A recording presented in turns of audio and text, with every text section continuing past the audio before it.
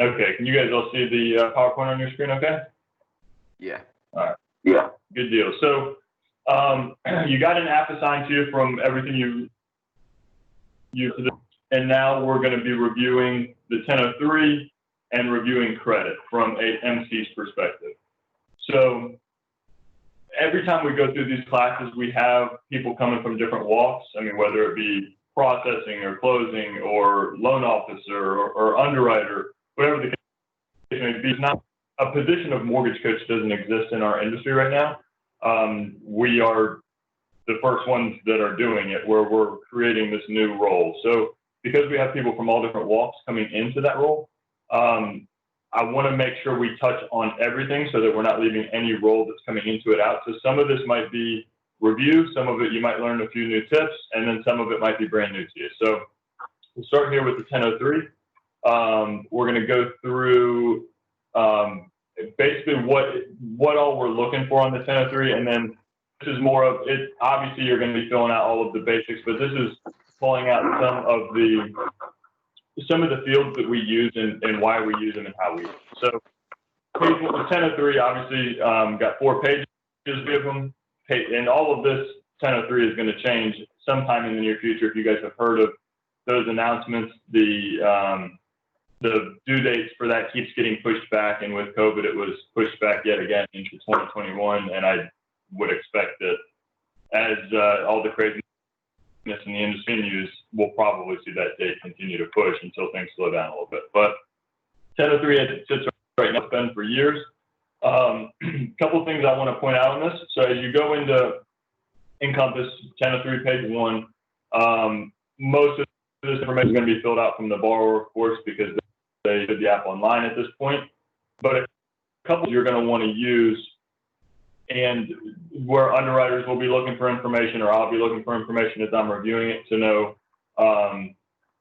where you can explain what it is you're trying to get at. So first part of the 1003 page 1, you're going to see the source of the down payment, and it's going to drop check. And there's also going to be options of gift or retirement or whatever the source may be.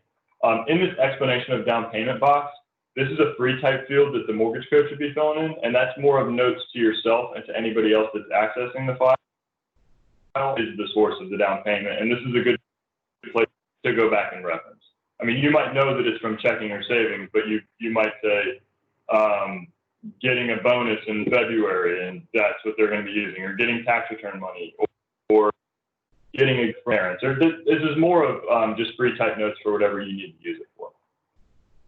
Moving down, we're going to need a full 2-year address history on every single. You'll see as we go through our questions needed. For the most part, you'll have a full 2-year address history from the borrower completing, but on occasion, you might have somebody that only puts their present and doesn't put a previous. In that case, we would need to ask them what their previous address was going back a full 2 years. There's nothing based on program or anything that would prevent that. That'll be on every single app work history. So down in the VOE section, your borrower, you'll often find that your borrower will put their current job, and their current job might not be for a full 2 years. So in that case, that's always going to be a question you'll see when we get to that point. Or back up, get the full 2-year work history, and go ahead and get that up front, because you know it's going to be something you're going to need in the future. It's also going to help you identify if there's any gaps or kind of what the history is, to know if there's anything you need to be concerned about program-wise to address those gaps. So the full 2-year work history is going to be, if you have a long gap, let's say you have somebody that puts 1 year on this 2 years worth of work history, and then a year gap, and then they put 1 month. Well, you're going to want to go back to get 2 years worth of work in, not just 2 years calendar, to get back 2 years of them actually working. So when you go through that information, it's good if somebody says, hey, I work at McDonald's in Charlotte. While you've got this information, just to go ahead and get this out of the way on every app early on, be as thorough as you can from this information. Is it the McDonald's on what? Because this is where the loan coordinator is going to be getting the VOEs for you when you submit the file. So if you can be as specific as possible up front, it'll prevent you from having to do it down the road, and they'll know which location they're actually working at in order to be able to gather the BOE for you down the road. So moving on from page 1, let's go to page 2. Your income, asset, and liability information. So starting at the top, it's got all of your income information is where you're going to list how is the borrower paid, what income are we trying to use. So first, you're going to list the income type. If you click on the box, Amanda, are you familiar with Encompass? Whenever I'm on this, I can only see. Let me see if I can get it right. Yes, you are. Okay, perfect. So you're familiar with a lot of these screens already. This is where if somebody can make $60,000 a year, they're going to fill that out on the app, and it's going to be $5,000 listed in the base income. Well, go ahead and click this button and tell whoever going to be looking at the file or any other audience what is it that we're trying to say that income was based off of. So we would go in here and we would say frequency is yearly, income amount is 60,000, and then it would still give you the same $5,000 here, but it's going to show you how you got to that information. If it's hourly, you'll drop it to hourly and say what the hourly rate actually is, and this will let us be able to identify how you came up with the number on quick glance. So aside from filling in the base information here, you're going to have overtime, bonus, commission, all of that will be filled in, obviously as it's stated, and then any additional information at the bottom in order to complete. It's going to be for Social Security income, gross up income, MCC, whatever it may be, will be filled in at the bottom. You're going to be filling in your present rent also at the top of page 2. So if even if it's a 0, you'll put a 0 here. So this is always going to be your present rent or your first mortgage information. You're going to then move on. You're going to be all of your assets, not by type. For the most part, these assets will be pulled in from the borrower by the time you get to the application. But because they're going to have listed their apps, sometimes they'll have synced them. You guys are a little blend at this point. This is and assets in automatically, which is great when they do. But accounts by type in the VOD, and then you'll move on to the liabilities. This import liabilities, from your previous section, is pulling in any liability that's on the credit report. This is where these liabilities will already be imported for you when you get an application that came through naturally through the system. There might be, if they're within yourself, then you would be importing those liabilities. As you go through the that there's 2 sections that to eliminate a liability. There's either paid off or exclude, and paid off is something that will be paid off at closing. Exclude equals it's already paid off, and that's why you're not counting it. It's going to be paid off prior to closing. I'm going to send all these PowerPoints and all over today will be the training folder. So just some of the more meat of this. Moving on to page 3 of the 1003, you're going to have your VOM. It's going to be any properties that are owned by the borrower, their current primary residence that they own, or any investment property, second homes. So a couple of things you want to in the VOM section of how we communicate with each other. First, you've of course got your present market rate completed if the borrower lists it. You're going to be attaching your mortgage payment to the property here. You're going to be the status is going to be listed, whether it be sold, pending sale, or retained, not to be confused with rented, and comments. So the comments is the section here that's I want to point out the most because this is the one that's used the most. If somebody has a primary residence, 123 TBD Huntersville, and this one is their primary, and we've got the mortgage tied to it. Well, when you're picking up the file, or if I'm looking at a review of an applicant, I don't know if this mortgage payment is escrowed. I don't know if it has HOA dues. So if in that time they only want to immediately, what question I have is the property escrowed? If we get that up front and we make notes to ourselves here, then we'll have it going forward as we process the file.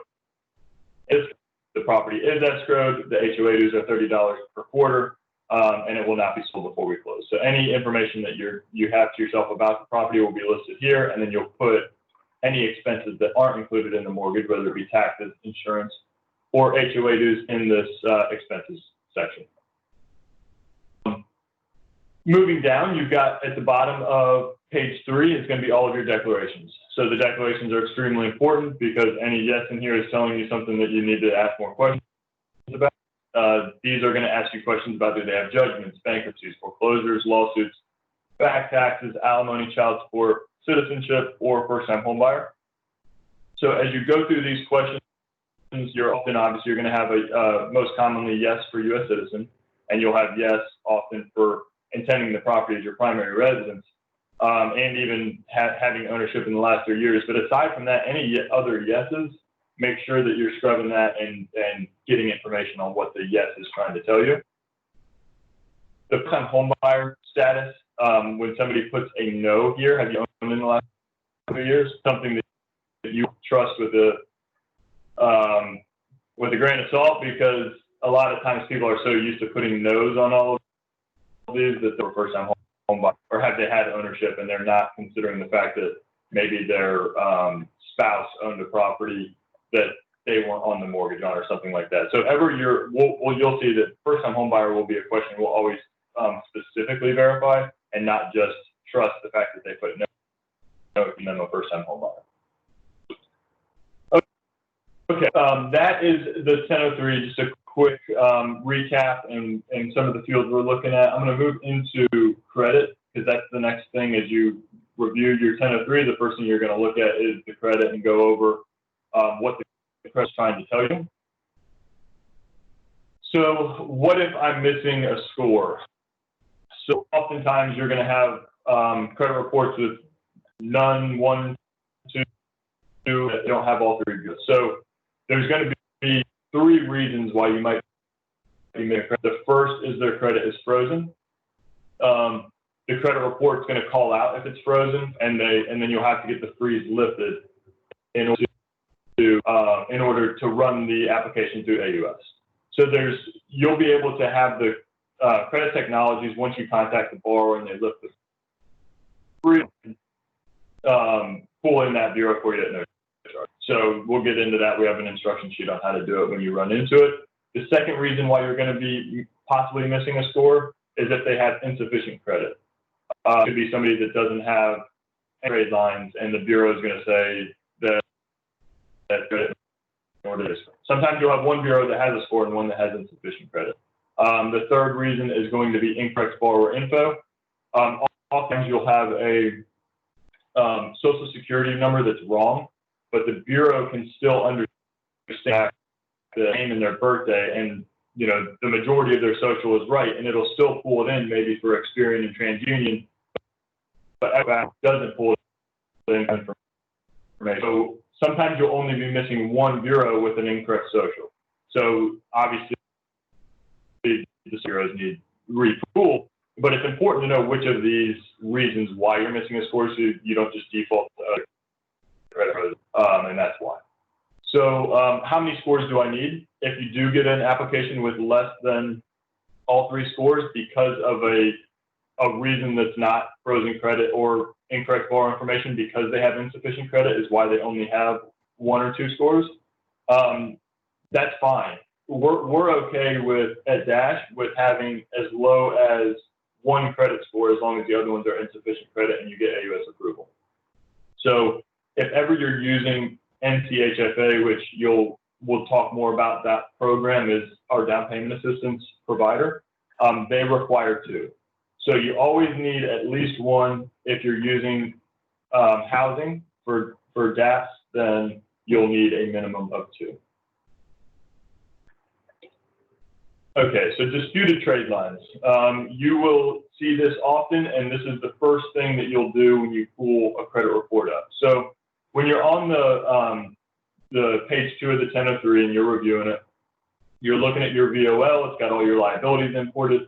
The first thing you're going to do is pull your credit report on one of your monitors, and you're going to pull your VOL on the other screen. You're going to have them side by side so that you can scrub this credit report in its entirety every single time. The first thing you'll do is review the credit report for disputed trade lines. You want to know, do you have any disputeds, and do you need to worry about them? This is something that you don't want to come back and bite you in the butt when you're, you know, a week before closing and underwriting catches that there's a disputed trade line and it needs repooled, because oftentimes when you take an account out of dispute, it's going to hurt the credit score because the disputed trade line isn't being factored into the credit score.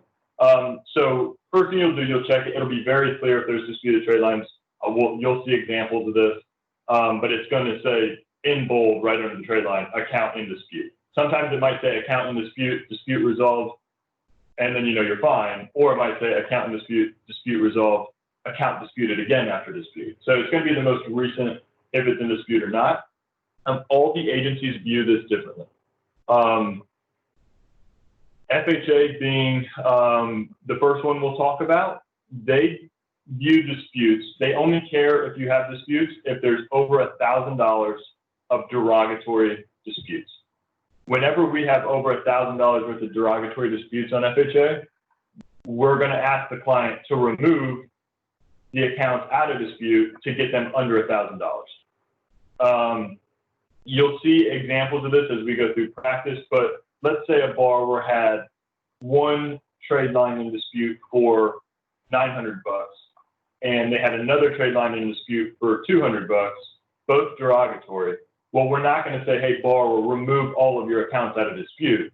We're going to say remove the $200 account out of dispute, because now that's going to put them under the $1,000 threshold. Now they're going to have $900 in disputed accounts. So we don't need all of them. We just need to get under that $1,000 limit. Medical and documented identity theft dispute accounts can be excluded from this $1,000 total. Documented identity theft it's in there because that's how the guideline reads. You're very, very rarely ever going to see that. I don't know if I ever have, but the medical is big because your medical disputed, you don't have to count in your $1,000 limit. What is a disputed derogatory? Usually your disputed accounts are going to be derogatory. That's the reason why they're disputed in the first place. Most people aren't disputing accounts in good standing, but technically you will see sometimes accounts that are disputed that aren't in derogatory, and those ones don't matter because anytime I go through these trainings, I want everyone to try to understand the logic on it and as many things as possible to make it way easier to remember than to just try to remember guidelines. But if you think about it, the agency is not going to care if you have a disputed account that's not derogatory, with the logic of, well, if you removed it, it wouldn't really matter because we know it's not being considered in the credit report, but it's not a negative or a recent negative. So what's going to determine a derogatory account is any account with late payments in the last 24 months, any charge-off account or any collection account. Usually your disputes are going to be in collection. All of your collection accounts that are in dispute, with the exception of medical, are all going to be counted towards that $1,000. All of your charge-off accounts are going to be in that collection category, so that kind of can be lumped together. And anything that has late payments that's not in collections within the last 24 months. So the non-derogatory accounts would be the exact opposite. Any of your accounts with a zero balance, which wouldn't be part of your $1,000 total anyway because it's a zero balance. Late payments that are 24 months or older if they're not in collections, and then accounts that are paid as agreed. So does that make sense? The disputed trade line piece with FHA, that you'll run into that all the time as you're reviewing credit. You'll have this to reference back to, but as long as you kind of understand what you're looking for, anytime you have under 1,000, you're going FHA, just move on. It doesn't matter. You don't need to go through any kind of analysis. Moving on to VA, you'll see this is going to be a recurring pattern as we go through different policies with VA. They are the most vague by far. So here's what VA says. VA has no formal policy on disputed accounts. If the loan receives an approved eligible, it's up to the underwriter to determine if the AUS approval is valid or if the loan must be downgraded to a manual underwrite. Because the VA is so vague in so many aspects, it creates a lot of one-off questions that we'll kind of address, and you'll get a feel for what is going to be acceptable with VA and what's not. Oftentimes, you'll refer to FHA as a guidance for what to expect to be okay with VA. They're going to mirror, like, if it works for FHA, then you kind of go on a limb in a lot of cases and say, okay, we would expect VA to be okay with it too.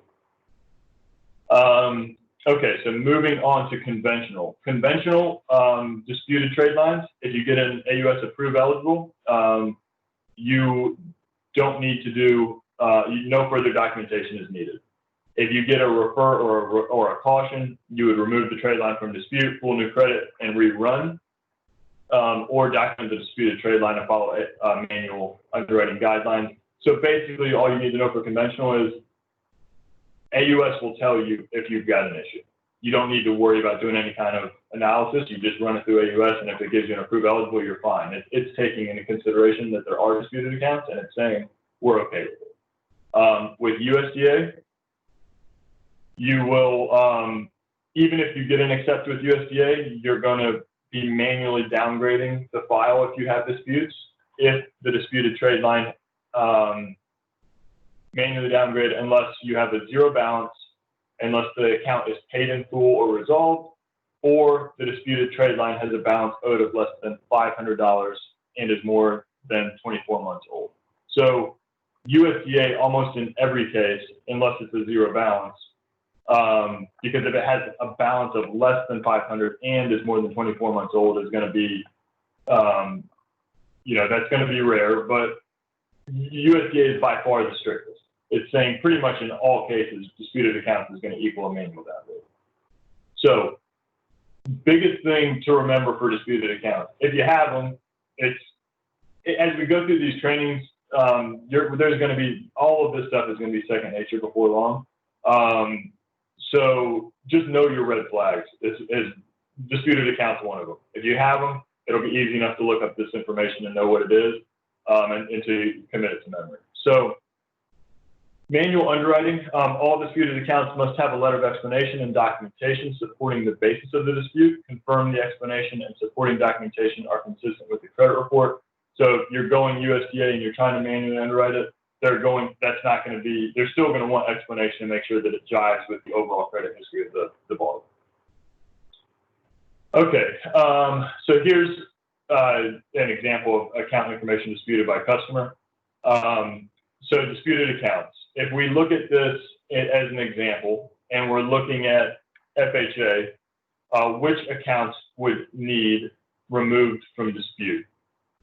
So if we look through this, we've got, this is the exact format of the credit report you'll be seeing. We've got open active credit up top. We've got all of our collection accounts at the bottom.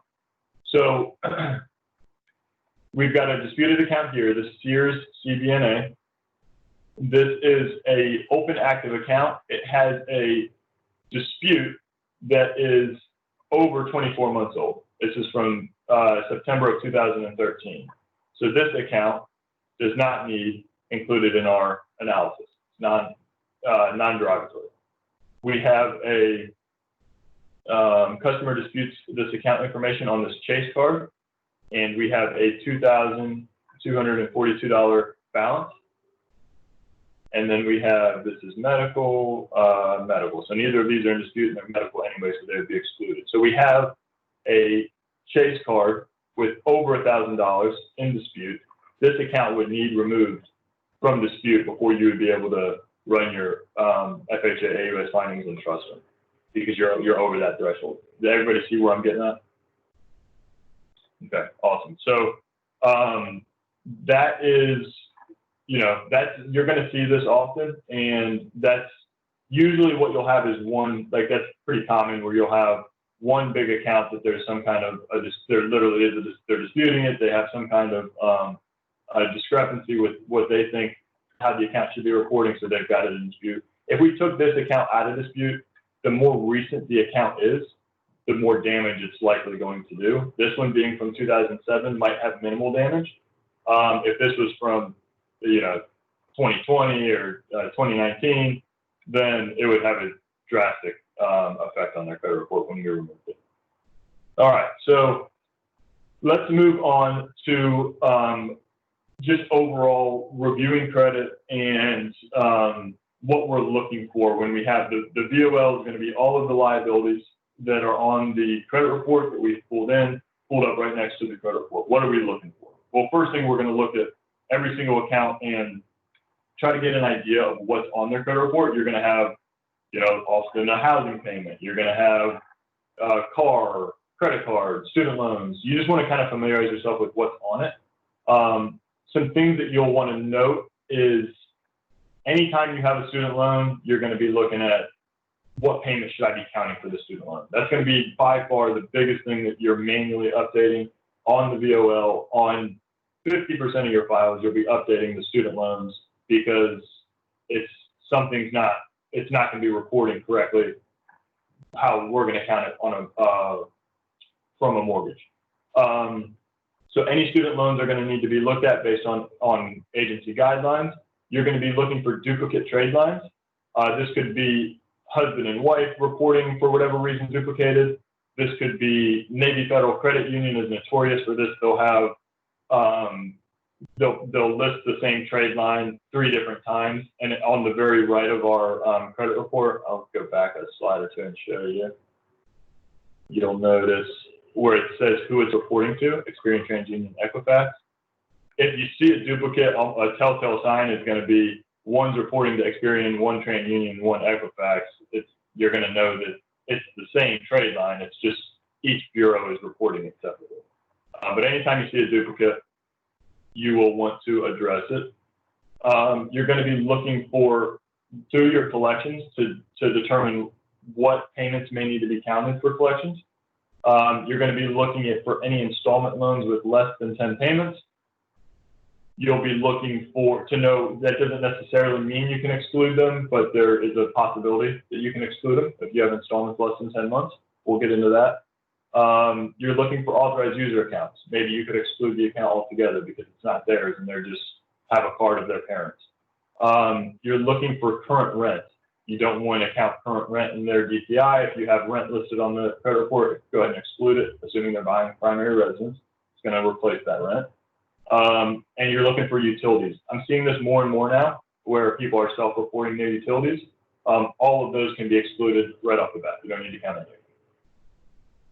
Okay, you're also looking for,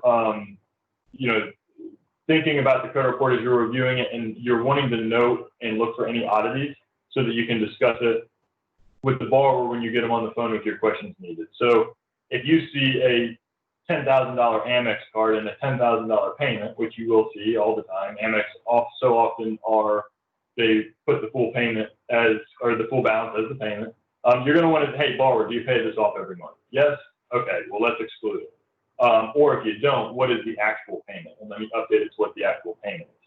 Maybe you have a single person, unmarried, on the buying a home by themselves. You review their credit, their DTI is too high, but they've got 3 car payments. Well, one person's usually not going to have 3 car payments, so ask them about it. There's a good chance they co-signed for their sibling, and their sibling makes the payments, and we can document 12 payments worth being paid by somebody else, and then we might be able to exclude it. The biggest thing right now is just what are the things we want to dig into. We'll get into how to dig into them and what to do with the information as we progress and get practice. So maybe you have somebody that has a 700 credit score, everything on their credit is perfect, but they have a rolling 30-day late on one credit card, everything else, no lates whatsoever. Well, you still might be able to get your approved eligible, but something like that, you want to call it out just as a customer service to the borrower, because if it looks like, hey, they probably don't know this is on there, it'll help you build rapport with them, and it's the right thing to, hey, you have a late, it's 30 days, it's rolling on this, it does not look like your credit profile, are you aware of it? So you want to, and then you can possibly get it fixed and get the credit up to help with their rate. You're looking for, if you notice any current or closed mortgage account, but there's no properties in the VOM, of course, you're going to want to figure out what's going on with that. What happened with the property? And then any inquiries. So you'll want to ask about the inquiries. Do they have any new debts that maybe they just obtained that we don't know about yet? Moving on to student loans. So like I said, student loans is going to be the biggest adjustment you'll be making on the VOL. And every agency views them differently. I'm going to go over each of the agencies and how they view them. And this information updates somewhat frequently. Every 6 months or so, you might see an update to how the agencies are trying to address student loans. So many of our clients have them, and so many people get excluded from homeownership from them. So it's a hot topic and hot updates. So you'll have, in all regs, we'll get into that. You'll be able to look at the most current guidelines at all times, and obviously I'll let you know if ever it changes, but the current way student loans are viewed. You have Fannie Mae. So each agency does it a little bit different. Fannie Mae, if there's a payment on the credit report, you use that payment. If there's no payment, or if it says zero, then you use 1% of the balance. And then there's this caveat or a calculated payment that will fully amortize the loan based on the documented repayment terms. Almost any time you have a fully amortized loan, the payment's going to be at the 1% anyway, so that's not a caveat you will really use, but it's there. So you've got, or Fannie Mae is the only one that has this caveat about income-based repayment. So if somebody is on an income-based repayment plan and the income-based repayment plan results in a $0 payment, then you can use the $0 payment. So Fannie, short version, whatever the payment says, you use it. If there is no payment, you go to 1% unless the payment is zero because of an IBR. This income-based repayment you'll use as a trick to win loans that other people might not be able to get done. Because if your borrower has no payment and it would result in 1% payment and the DTI is too high, you could maybe get them to be put onto an IBR. And if they could go onto an IBR and that get a lower payment, for example, a $50,000 student loan with no payment, you'd be counting $500 against them. If they could go call and get put on an IBR and get on an $80 a month payment, well, that would be $420 to your DTI account. I mean, it could be significant. So student loans is something that we have the ability to manipulate to some degree. So you want to make sure you're using it when you can. Freddie, so even within conventional, they don't even do it the same. So Freddie, if you have a payment listed on the credit report, you use it. If there's no payment or zero, you use 0.5 of the balance. So if you have a student loan heavy conventional borrower and it's not a $0 IBR situation, then your mind's going to automatically steer towards Freddie because you're only going to be counting half of the payment with Freddie that you would with Fannie, assuming there's no payment listed. If there's a payment listed, it doesn't matter. They both are going to go off of that payment. FHA. So FHA is going to use the greater of the amount on the credit report or 1%. So FHA, you're always using at least 1%. And if the payment is more than 1%, which it never is, you would go off of that payment. But FHA, you're pretty much straight. Going to the student loan, bumping it up to 1%. You have a student loan heavy borrower, you can imagine that it really affects their purchase power. VA. So if the veteran or other borrower provides written evidence that the student loan debt will be deferred at least 12 months beyond the date of closing, a monthly payment does not need to be considered. So VA is the only one. Everyone else treats deferred as just bump it up to the 1%, zero payment listed. VA, if it's deferred for at least 12 months, you don't need to count it. Well, you're very, very rarely ever going to use that because VA usually defers them for 12-month increments. So the day after they deferred it, you don't have 12 months anymore. You're a day shy of 12 months. In some instances, you'll see it to where they defer it longer than 12 months, but for the most part with VA, you're going to use the greater of the amount listed on the credit report or 0.42%. So when you look at the guideline, it tells you to take 5% of the outstanding balance of the student loan and divide it by 12. Since all the other agencies use a percentage, I've just converted what that actually means into a percent. So that's why if you remember 0.42, it'll be easier to commit it from memory. So FHA 1%, Fannie Mae 1%, Freddie Mac 0.5, VA 0.42. Moving on to USDA, it's going to be the greater of the amount listed on the credit report, or 0.5 of the outstanding balance. So these percentages are something you'll want to commit to memory. You're going to use it so often. So, the best case, VA 0.42, USDA 0.5, Freddie 0.5, Fannie and FHA are both going to be at the 1%. So let's look at some examples here. And this is going to be a list of student loans, what the payment is listed, and how the different agencies would treat that student loan. So we've got a $25,000 student loan. The payment listed is 0. And just like we just went over, because it's 0, you're going to use the percentage from each agency that would apply to that $25,000 balance. So FHA 1%, Fannie 1, Freddie 0.5, USDA 0.5, VA 0.42. That's how a $0 listed student loan would be treated with each of the agencies. So the next situation you might have is a $0 payment that's on an IDR. Well, the only one that's really going to change is Fannie. They're the only ones that address IDRs differently. Because it's on an IDR, because they allow IDR payments, you then could drop that $250 to zero because the zeros resulting from the IDR. Everything else is going to remain the same because it's still a $0 payment. They're all going to use the calculation.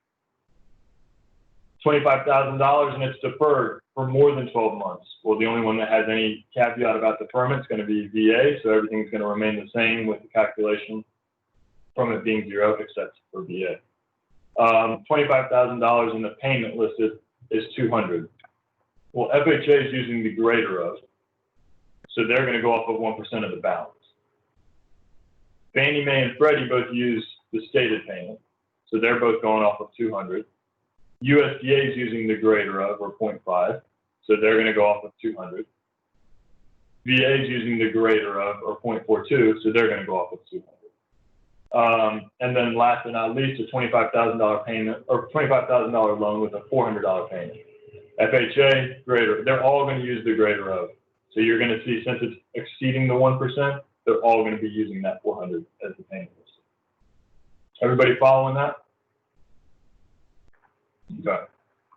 So this, you can see how big of a difference, and these, going from sometimes that $50 difference of picking which agency, or going Fannie versus Freddie will make or break a loan. So it's important to understand the impact that student loans can have on a file. Okay, so an example for duplicate trade lines, like I said, Navy Federal is notorious for this, so I'll use them as an example. This is where you'll see it's reporting to each of the bureaus differently. If you see this, you've got a duplicate trade line, obviously, when you're reviewing it. What the purpose of, obviously, anybody that's looking at a credit report this would pick up, so this is a duplicate.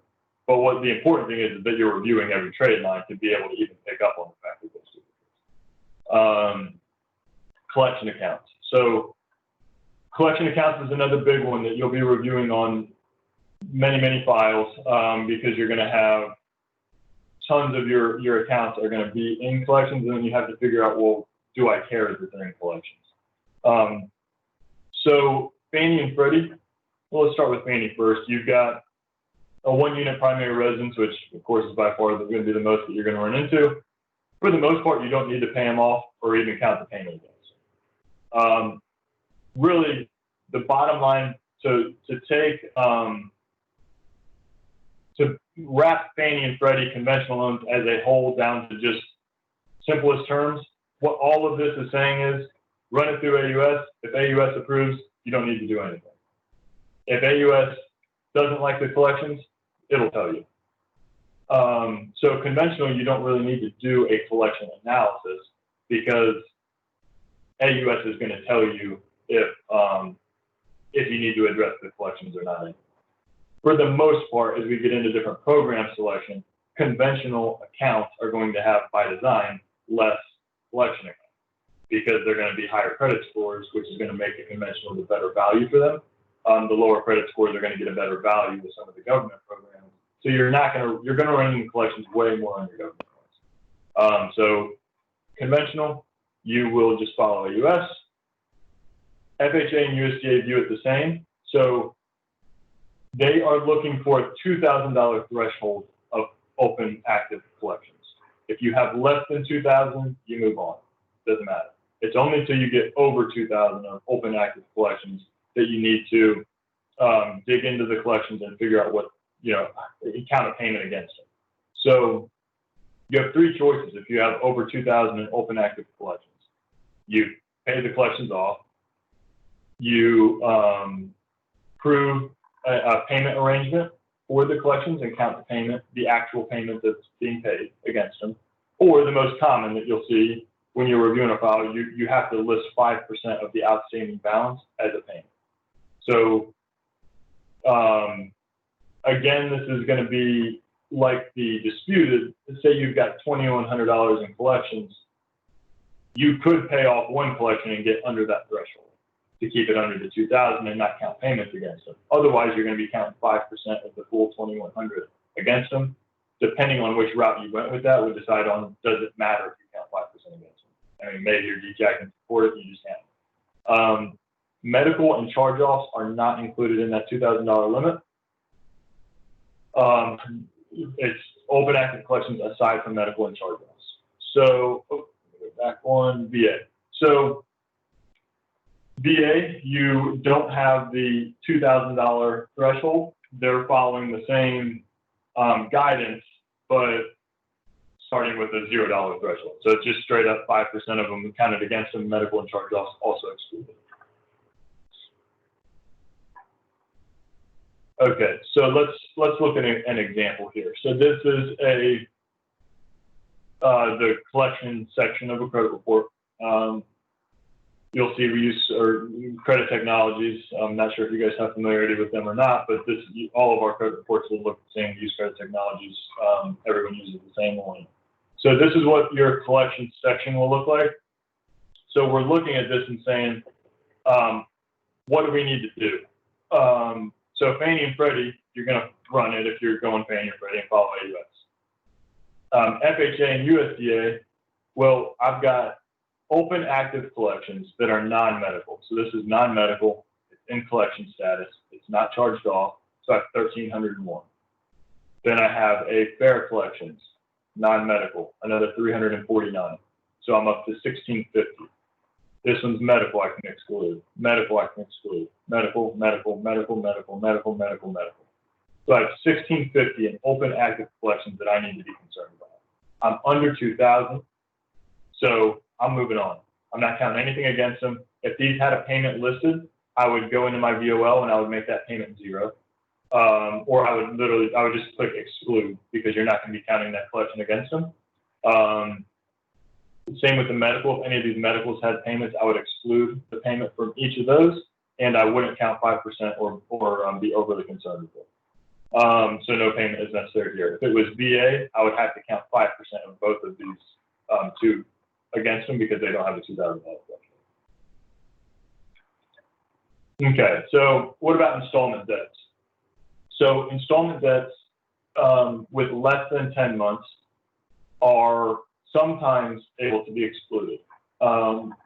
This is a commonly known thing in the industry, but it's also commonly misunderstood and people get in trouble with it. When you run files through AUS and you have installment loans with less than 10 months, AUS, sometimes you'll be looking at your DTI in Encompass, you're looking at your DTI in AUS and you're like, why are they different? Well, the first and foremost reason they'll be different is because it's not counting a property. It's not tying a mortgage right, or it's not understanding a property that they currently own or are moving into. But the second biggest reason is going to be because AUS is automatically going to reduce your DTI for an installment debt that's less than 10 months. But we can't automatically exclude installment debts with less than 10 months. So if you have an installment debt with less than 10 months and it's a lease, you always have to count the payment. Doesn't matter if that it's listed as an installment, and it doesn't matter if it meets the second criteria. If you have an installment debt with less than 10 months, and you want to exclude it, the way you would do that is you have to have, it must be less than 5% of the monthly income that's on the app. So if you have a borrower that's making $10,000 a month and they have an installment debt that's $200, well, 5% of the $10,000, you'd be looking at $500. You would be able to exclude it. If the installment debt was $600, then you wouldn't. That's the rule that you have to follow. Unless it's a lease, then you always have it. So that's a lot of times when you have installment that's less than 10 months, of course, the balance isn't that big, depending on how close to that 10-month range you are. So if you can't exclude it using this rule, well, your next fallback plan, if you need it going in, would just be to pay it off. Okay, so next I'm going to go over what debts to pay off. Let's say your DTI is too high and you need to reduce some debt in order to get your DTI in line. You want to pay attention to get the best bang for your buck. Oftentimes people make the mistake of just saying, okay, I need to pay off debt. Let me start at the bottom and pay off the cheapest one first and work my way up. Well, of course, that's not going to give you the best bang for your buck, because let's say in this example, the borrower has $3,000 to pay down debts, and these are their debts with their payments. If you use $3,000 to pay off the cheapest debts, and you started at the bottom and you worked your way up, you would spend $29.95 and you would reduce $395 worth of debt. If you use the $3,000 to pay off the right debts, you would use $26.45 and you'd pay off $595 worth of debt. So the long and the short of it is you wouldn't pay off a $600 debt with a $75 payment when you had the option to pay off a $500 debt with an $85 payment. Get the best bang for your buck on your debt reduction. You could go as far as multiplying it out. It usually jumps right off the page at you of which one you would want to pay off. It's just being mindful of it to make sure you're picking the right debt to exclude.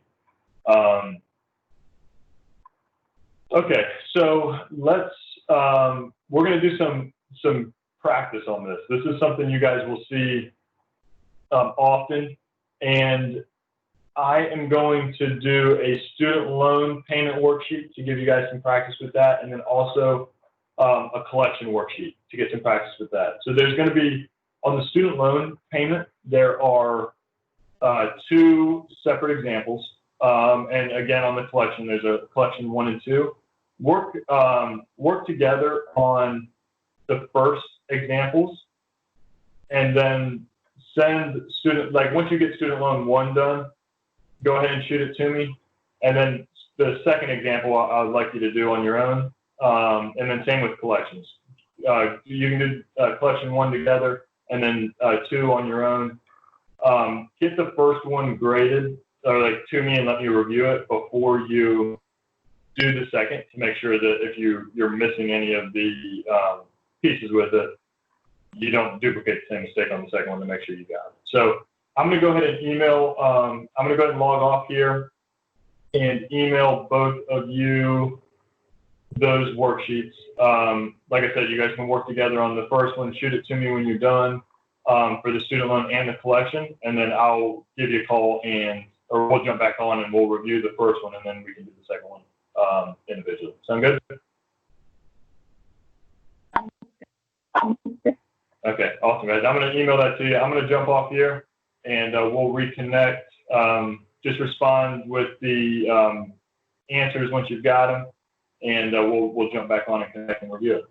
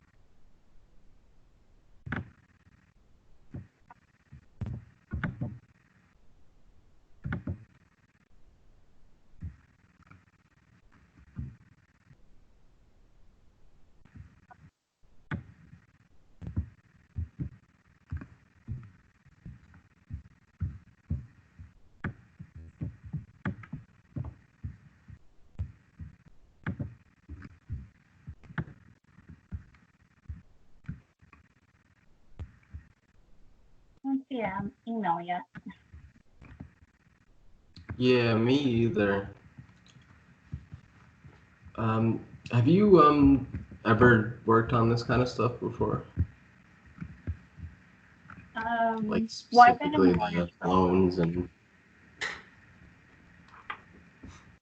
Yeah, I've been in there probably a while. Everyone's a little bit different how they process and do the loan. So. Okay. Yeah, because I never have, so that was a lot of information for me.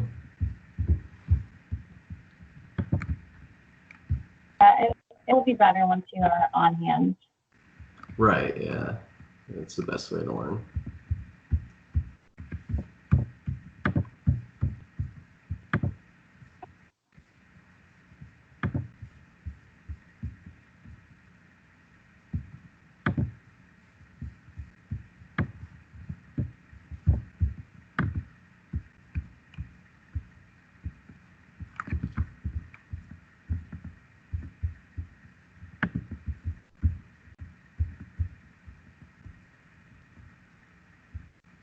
Okay, I think I just got it.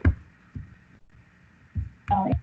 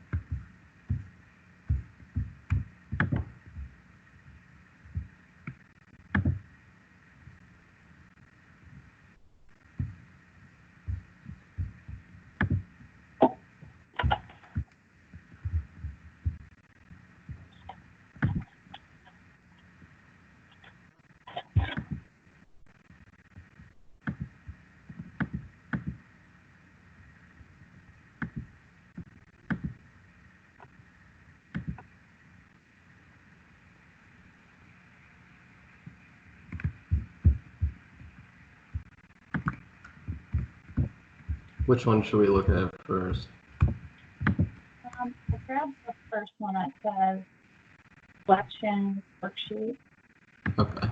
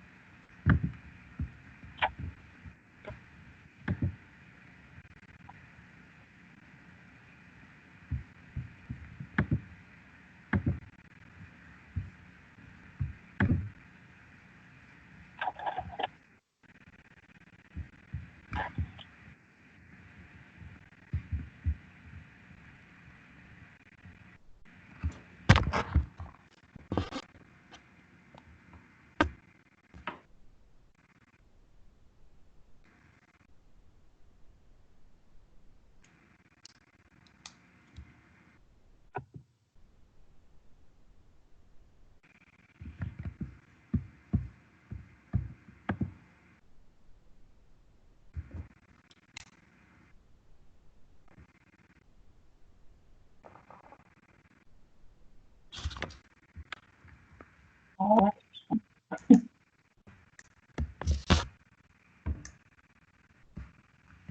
I know you said something about utilities not getting included, and I'm wondering if that's the same as a cell phone.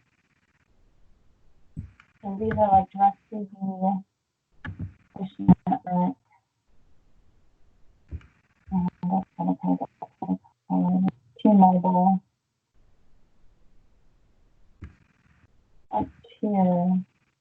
I think that's also like cable. So it's not, I don't think it's the airplane. It's not tier, I think it's cable. What was that? Sorry. It's like 1, 2, 3, 4, 5. Oh, actually, So everything it looks like, so this is like a cable bill or something, Frontier Communications. Right. And then we have like DirecTV, Dish Network. Yeah, Dish Network, right. So I know I Okay. wrote down that, yeah, I know that we wrote down, or I heard him say live, like utility kind of stuff. We don't. Right, we're What? not counting those. Okay. So I don't think those we would have to. So we don't do that. I think we would. So 309. I think.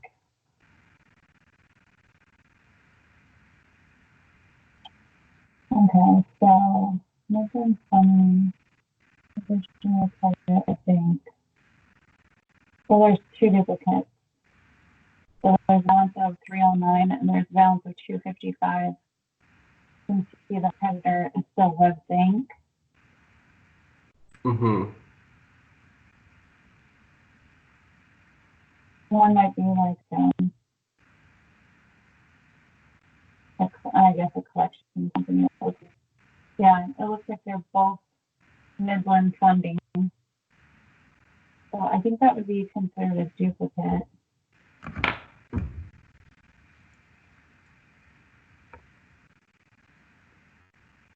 Other one, Chantel.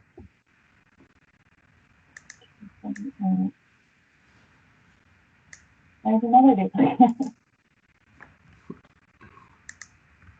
Really weird. This Clark Frederick is probably a collections company, and it's a creditor for Chantel. And the two different balances, 201 and 248.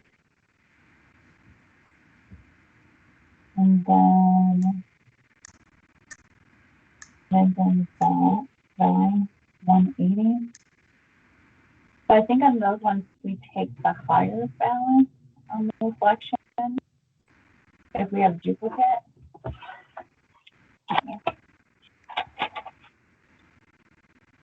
If they change 2000. Is it a duplicate if the amounts are different? Yeah, so you can see that there's a couple of them. There's like the second one from the top, there's Midland funding, and then if you go down on the Frontier where it has all those white states, Right. we have another amount of 255. So it's duplicating them. Okay. The same. Yeah, you can see the date reported is the same. The date opened is different. So I don't think there would be like two different credit lines. And then the account numbers are different. So maybe it's not a duplicate, maybe it is two different ones. And like the South one and those like the same.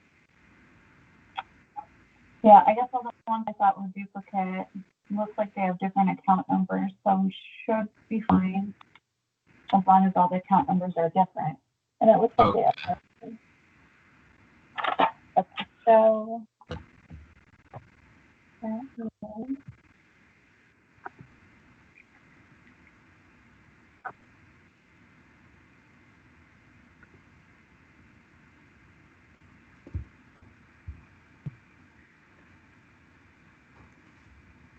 how much that is.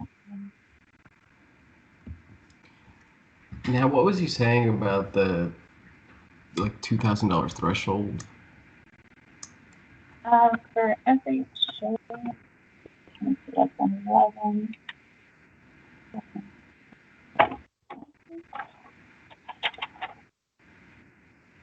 The collections account, 2,000 or more, you're okay. Okay. And it doesn't look like there's any like payment arrangements or something like that. They're all collections are charged off. If we don't count cable, then really we only have a $1,000. It was $11.93. So you said list the payments that you will put on the verification of liability is page 2, and then I read they're all sections. They're all part of the section. So like on this, I don't think I would list anything because no one is charged out. And the total amount is under the 2,000.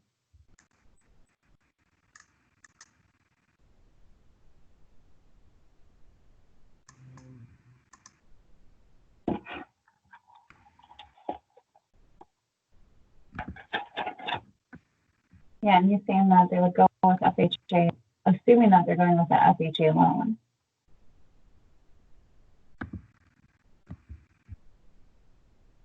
So if it's on 2,000, we should be okay. But based on the collection part that we went over. Now, if it's over 2,000, or we should be okay. Yeah. So if it's Okay. yeah, but if it's over 2,000 or more, you're okay. Okay. Oh wait, 2,000 or more, you're okay. So I wonder if that means if it's under 2,000 or more, you're okay. I Oh, wait a think, minute. Yeah. like, I guess we don't know if it's over 2,000, but none of these seem to be that high. No. Yeah, and just, I think he means like in total. So if you, which we can't charge, like you said, you can't do the dish, the frontier, so I would say that we're at 1193, and that is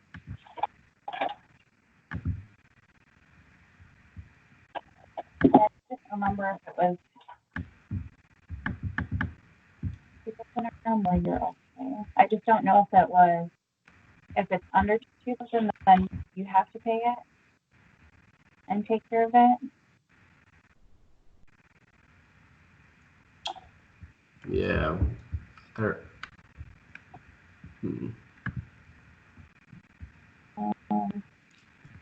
Because I remember him saying that you could pay a certain amount below a threshold, and then you'd be okay.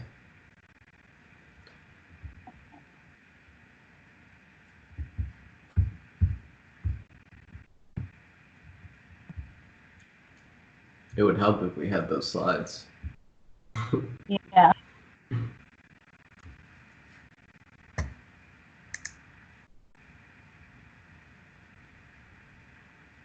Okay. Next page does not require unpaid, unsatisfied collection accounts to be paid in order for a mortgage. Okay.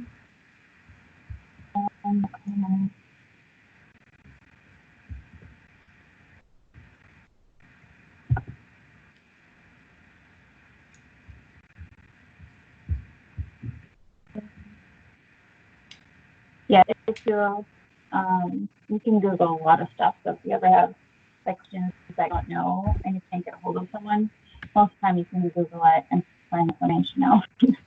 Okay. Yeah, I was doing that yesterday when you were doing that training assignment. Yeah. Collections,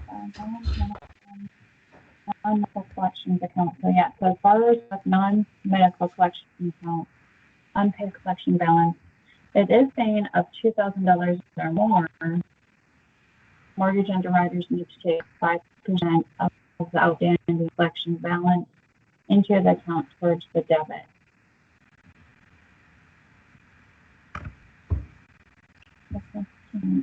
Okay, what if it's under 2,000? Do we? Yeah, if it's under 2,000, I think we're fine. It's only if it's 2,000 or more, you have to include it.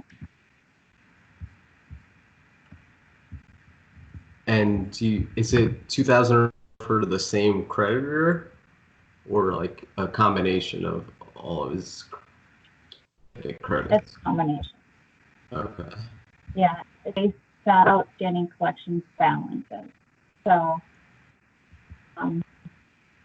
like I said, we wouldn't count, like, just that together, like the ones that we wouldn't count, direct TV and stuff like that, we wouldn't add together, and then the ones we would add are like a web bank, which is Midland funding. Mm-hmm. So that's the 255 and the 209 count, and then the 248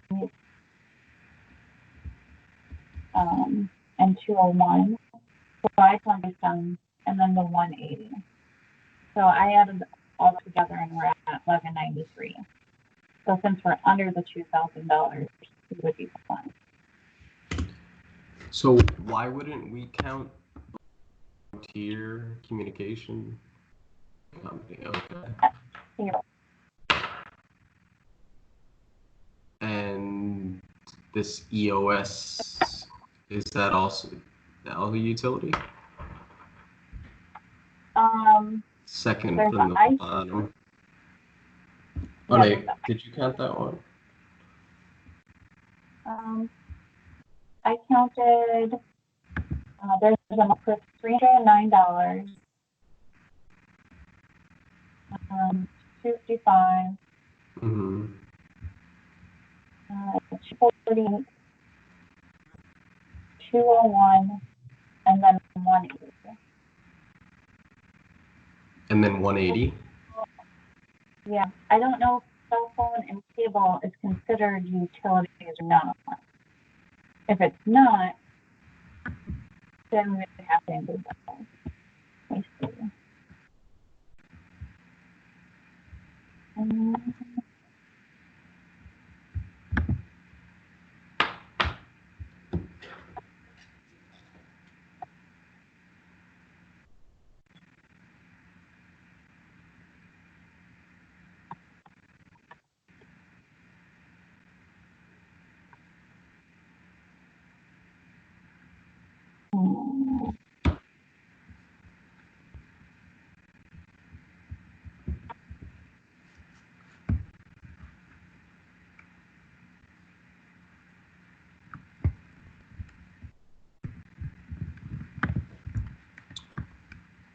But now, even if we did count that, wouldn't we still be under the 2,000? If we don't, all the other, we would be above it, I believe.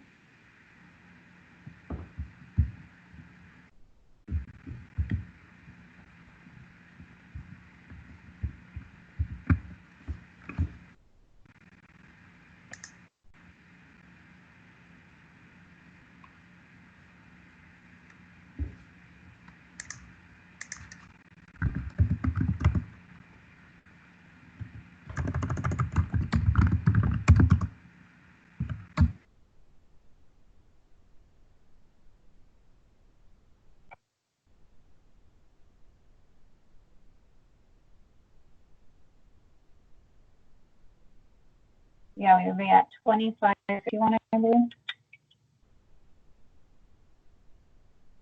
I don't know. I'm trying to figure out how to keep track of it. It says FJ guidelines with medical collections. Okay. Do not have to pay medical collections. One total for less than 2,000. However, the collections may be told.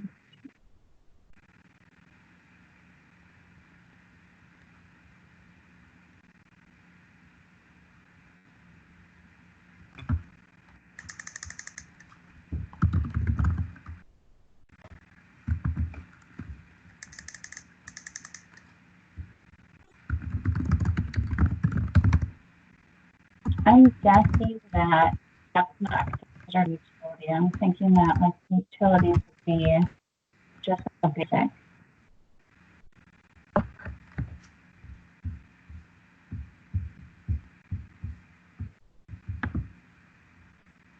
Which And one that's are you what, saying? That so I was thinking that the cable on telephone would be considered like utilities. But I'm looking at the yeah, I think FHA. so. Yeah, see, I'm not. That's what I'm not sure about because it's not really saying that.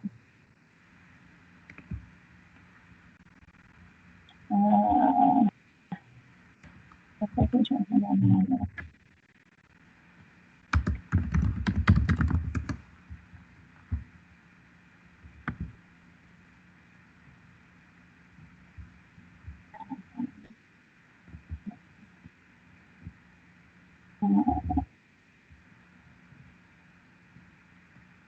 Let me see if I can find something what they require.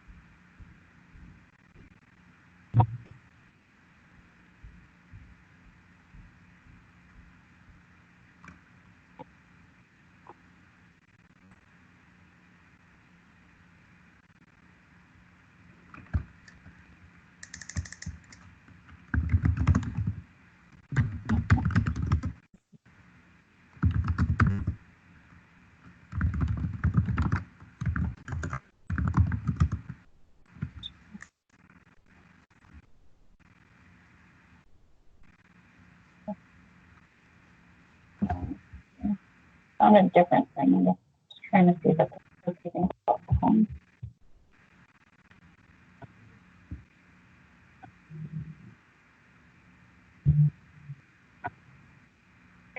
Actually, $2,000. Oh wow.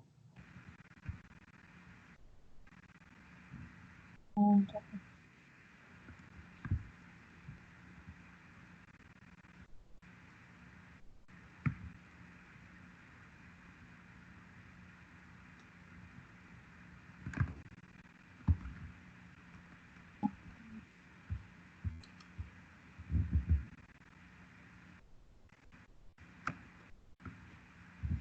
One reason I think it might be counted is the Frontier Communication line item clearly states utility company,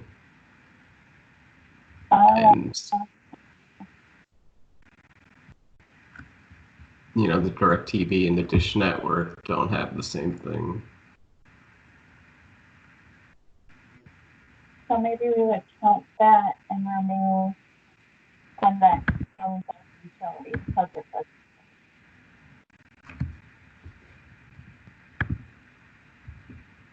So I guess when you're looking at the credit, you're not really going to know it's utility, right? That I'm not sure if every utility charge is like labeled like that as a utility company. Yeah. I'm not sure. That would make it nice and easy, but to me, I mean, cable sounds like a utility. Yeah.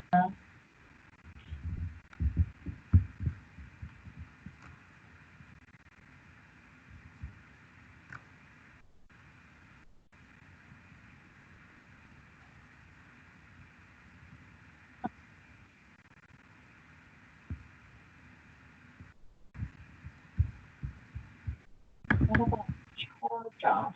Because we do a charge off account. That would be my other thing. I would say we would take out here that says the utility for sure, and then check on the other two charge off accounts if they're charged off. Is that still the same thing? There's a question.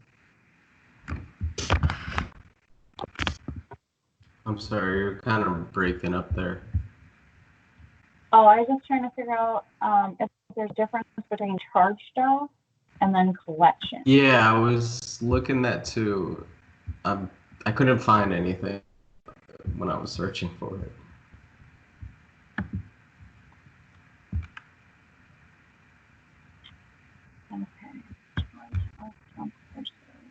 Did you your keyboard and mouse set up yet? No. That's I'm pretty using just the frustrating. keyboard, which is on because I have monitors like here, and so I have my keyboard over here. And it's like very awkward. But yeah, I don't know what the deal is. I change the battery, and the mouse wants to work sometimes, but not all the time. So I don't know if it's because of wireless, and I don't know. I've never had an issue. My other job, they were wired. They weren't wireless. Essentially guidelines on charge off and collection accounts. What did you do?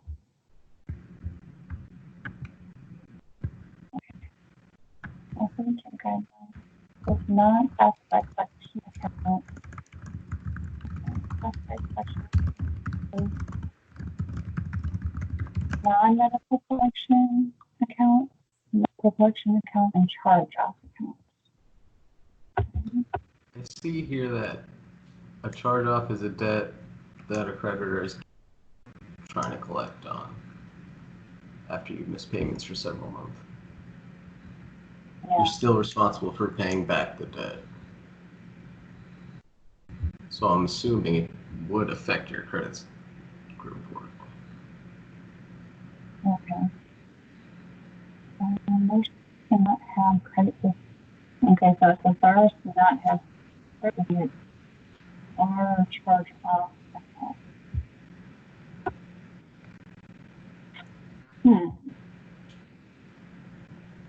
But I don't think we're counting those anyway, since they're utility companies.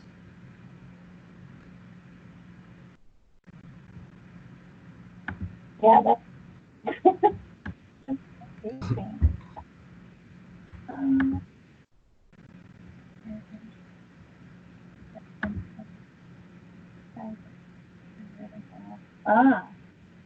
IJ does not require any charge-offs to be paid off. It has been written off. Also, so with charge-off, find it is next to possible to pay the charge-off because no point in technically pay for payment since it's been written off their books.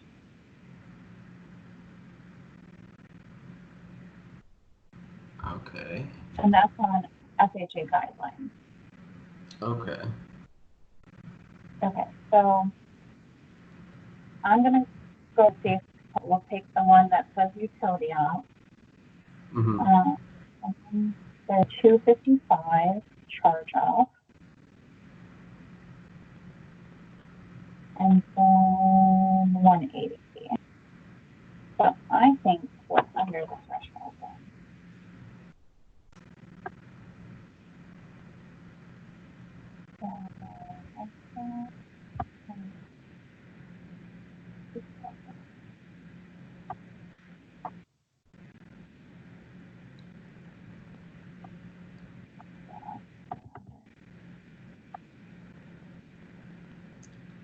I'm getting just over 2,100 if we're only removing that 180 and 255 from.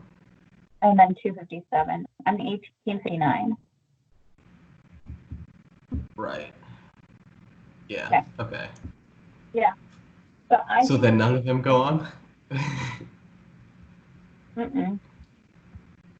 No, because it's saying, I would just go by what you can clearly see off the report. I would say that there's one UT, so we can't count the 257, and it's also a charge off, which means it's already been written off.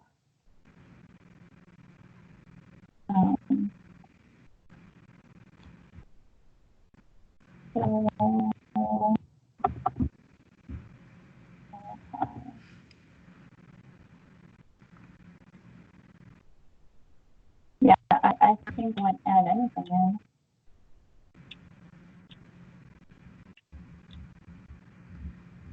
What do you think? Do you agree? Yeah, I think I'm pretty comfortable with that. I'll just, he said just email him, so I'll just say that. Uh,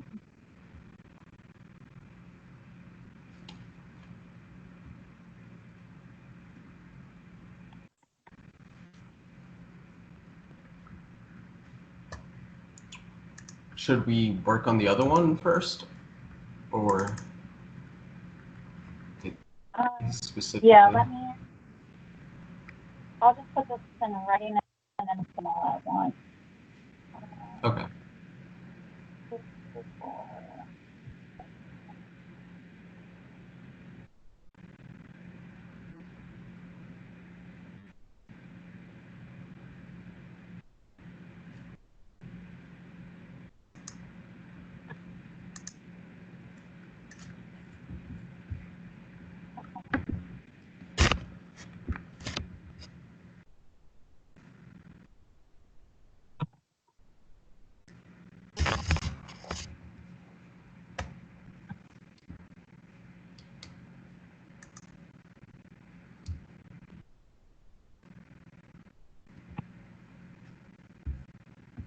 The student loan seems a little bit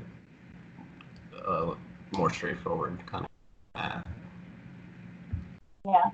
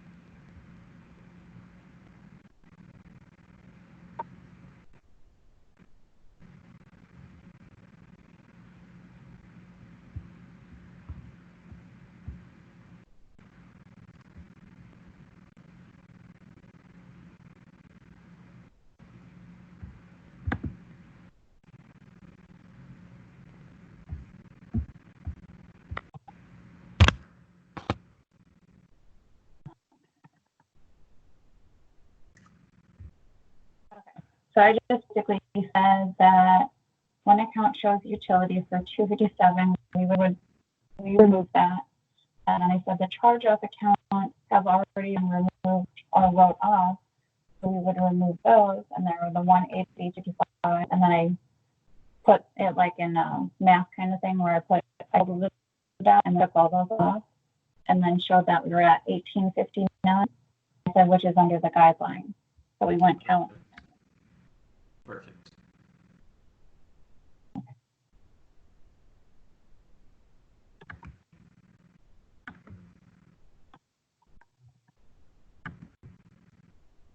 And out of anything, he'll just say, oh, it's either wrong or he agreed. But I feel like it's right on what he went over. Mm-hmm. Okay, that is stuff.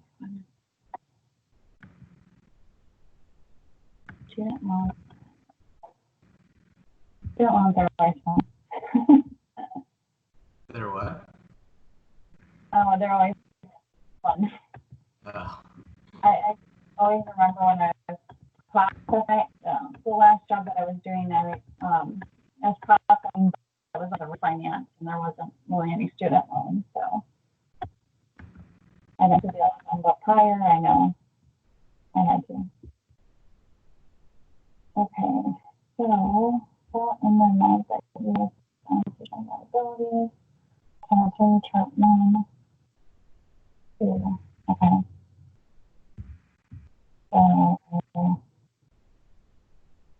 It doesn't say the type of loan it is. Oh, I see what it is.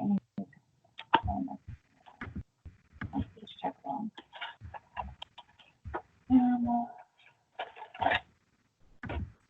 Okay, see that?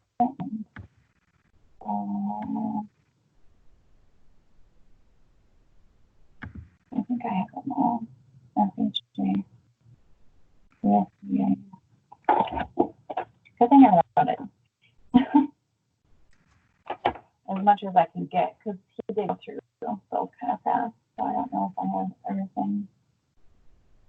So show 0 and it's FHA. So I think for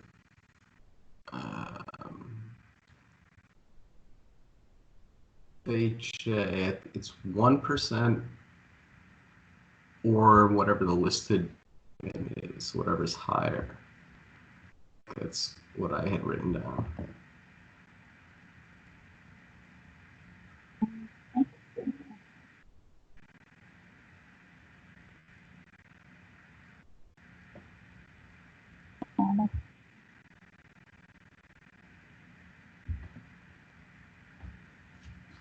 FHA. Okay, so I had greater than 1% or actual document payment provided. Right. Okay. So since there's no payment, we'd go with 190.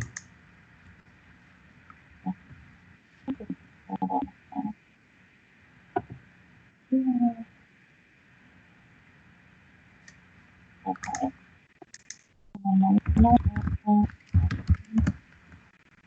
There's a payment and a customer is that on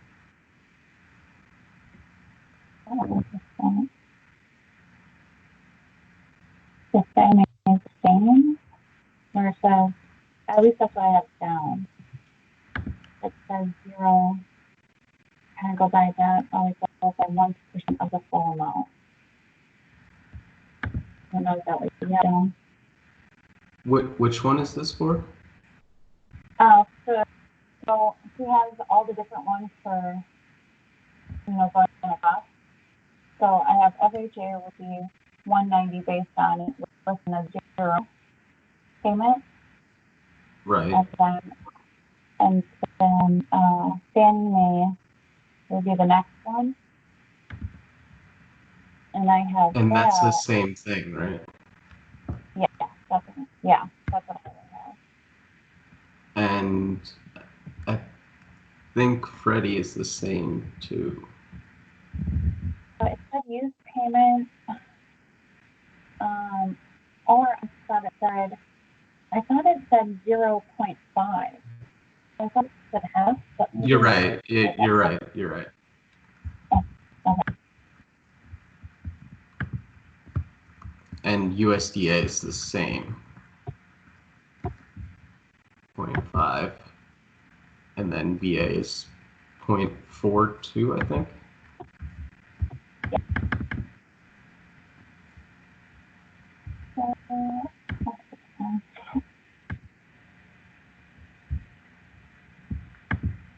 Did you take the 19,000 and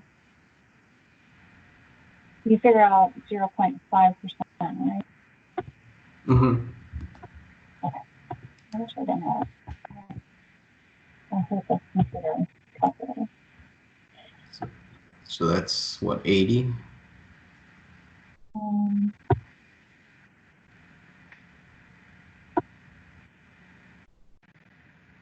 We're at 95. 95. So Freddie and USDA will both be 95. And the VA is... Yeah, so deferred, 12 months, don't count. What we don't have deferred, so yeah, it would be the 0.42. Yeah. 0.42. Which is 79.8.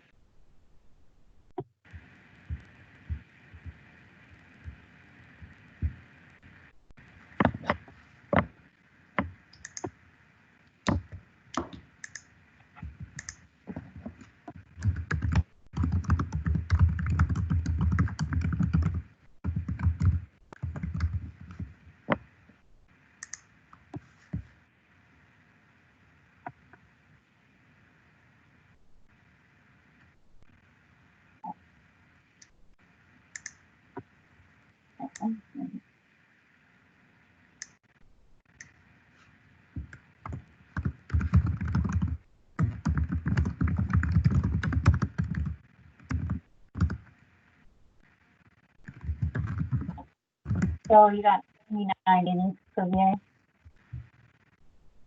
on that top one. I got 79.8. Okay.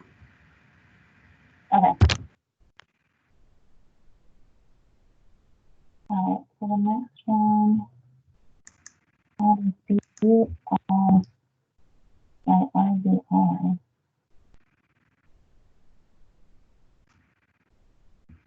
What is IVR?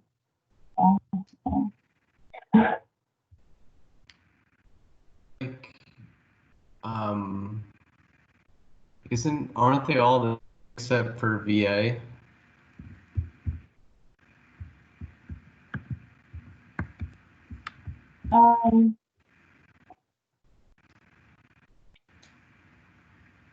Yeah, so at the top line of 190 for FHA, Fannie Mae 190, Freddie 95, USDA 95, and then VA 79.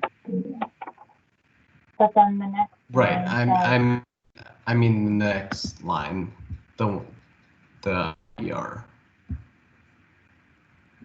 Yeah, I just want to. Because I'm pretty sure for a VA loan on ER, you can put 0.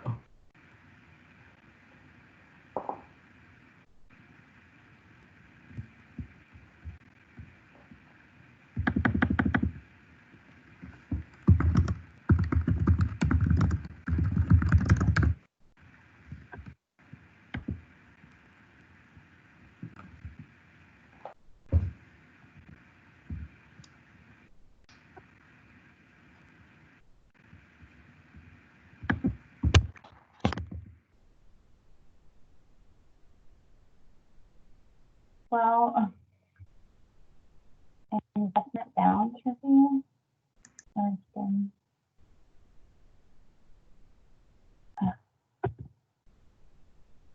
Yeah, I don't know what he means by IBI. I mean, if we just went by the 0, I guess it would all be the same. I just don't know what that means.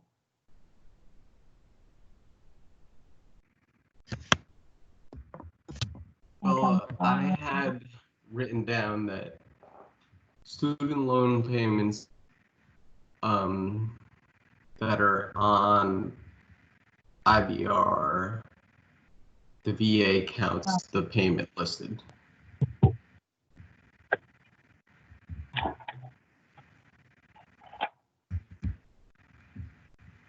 Okay.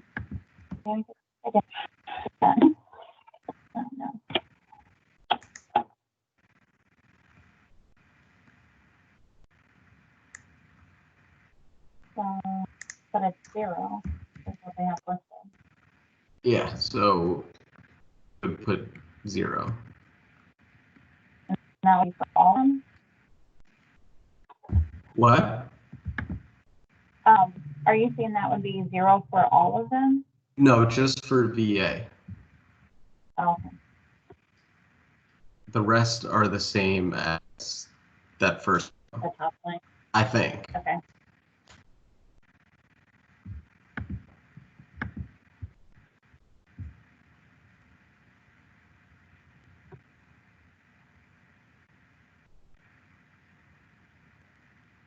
All right. And just a minute.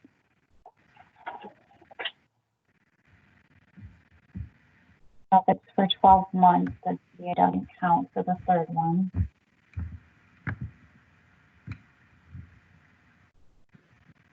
Right. Would be 0 again for VA. I'm not sure how the other lenders count the deferred. I would say they're all the same because VA was the only one that they said they would defer. Okay.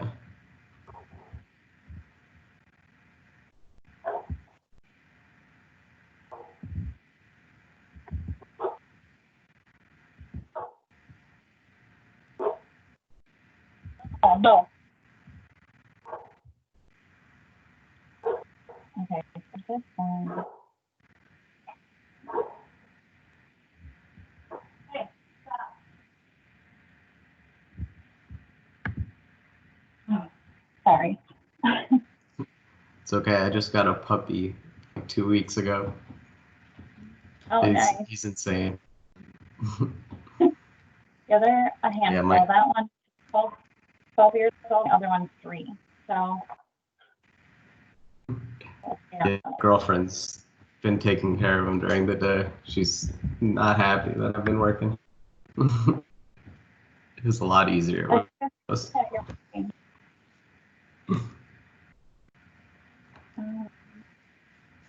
Make the payments on the credit account, we use that for family money. Okay, so we were this one. Okay. Actual document payment of $5, so $150. Ready, use payment. So this is charge. I'm a little confused. I don't know what.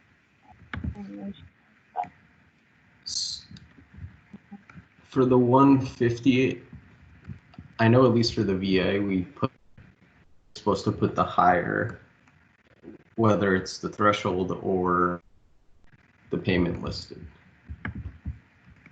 Yeah, same for USDA. So that USDA, I'm not sure. Yes, for the payment listed on the credit. Take whichever one's higher. Yeah. So it would be the 150 because otherwise it would be 95. So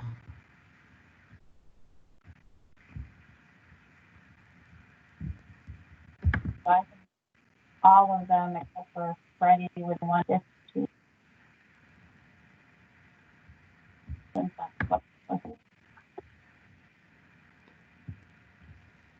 And that's probably the same because the other one.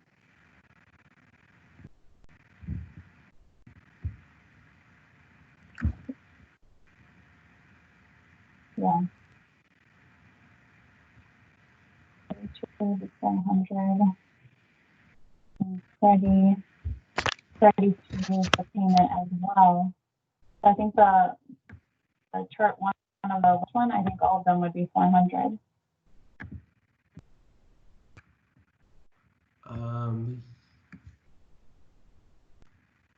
I think so. I know USDA definitely, FHA definitely, VA definitely, and Freddie and Fannie, I'm not sure, but Yeah, Freddie says to use the payment that was listed. And then Fannie said if there's a payment on their credit report, use payment. okay. Okay, we didn't pull any hair out. We're good. You didn't take your NMLS test yet, did you? No, I haven't. Okay.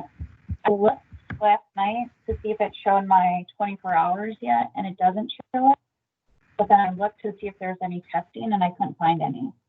So I'm thinking it's because it doesn't show my schooling for 24 hours yet. So I'm hoping that's the case, but I'm kind of worried that there's not any test available because of the virus. But I think hopefully I'm wrong. Yeah, I was looking last week and I saw there was availabilities like every day, but on the NMLS website, are you able to like pay for the test and schedule it? 100 then. Yeah, and see when I do that, I think it's because it doesn't show my schooling yet. They said it would be a week, and I finished it Sunday. Like I finished it right before. Oh, okay. Yeah, it might just take some time. A little longer.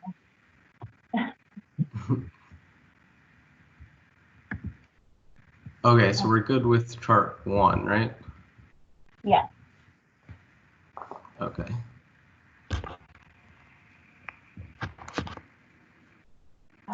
That feels just a smaller balance, but let's see. Okay. Yeah,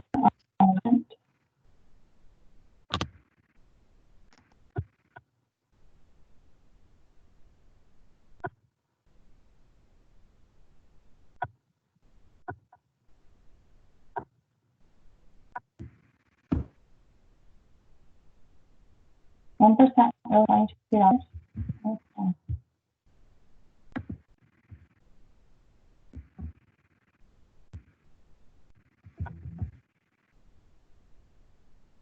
You got $22 as well.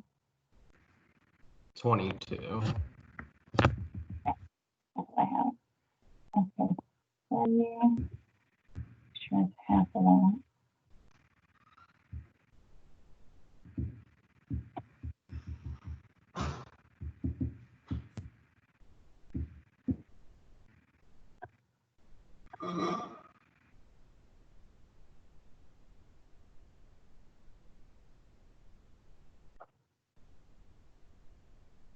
Uh, okay.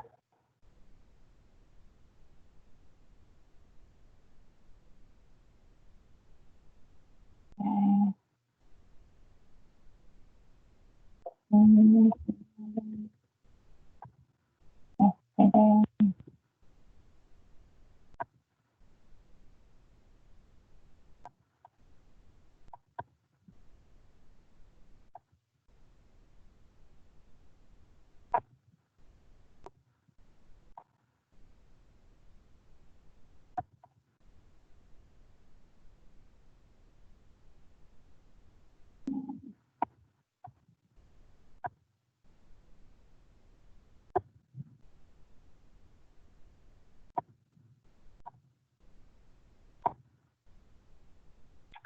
Okay.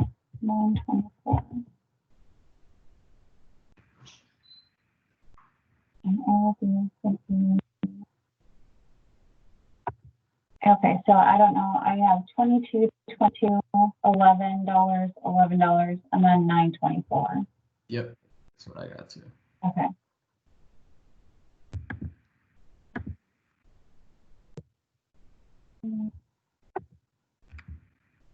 And the next row, I think it's all the same except for VA.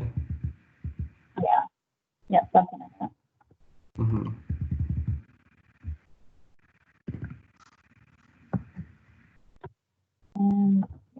Okay, so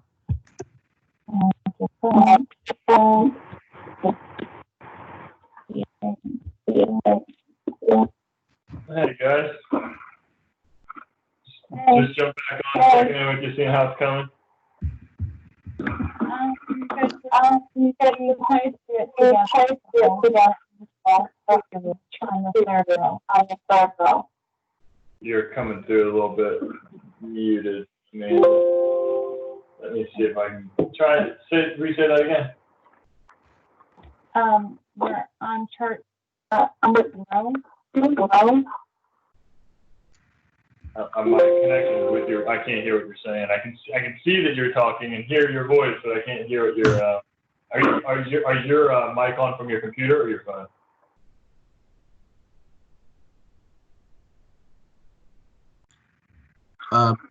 Can you hear? Yeah, I can hear you, Danny.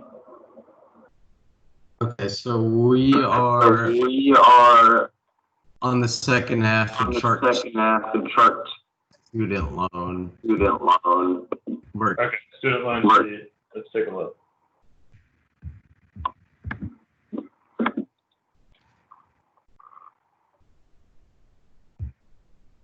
You're on the second half of it?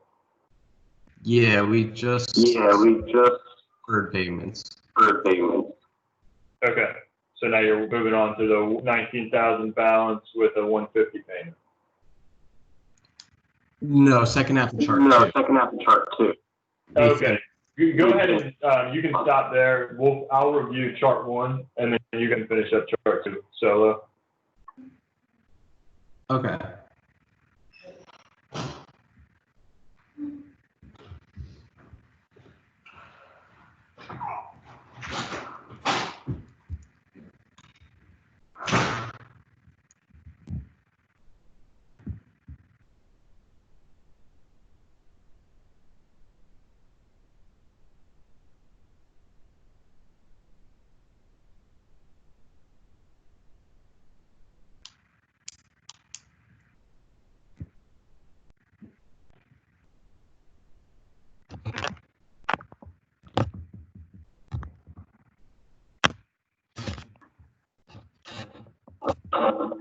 you froze there for a minute. Can you hear me okay?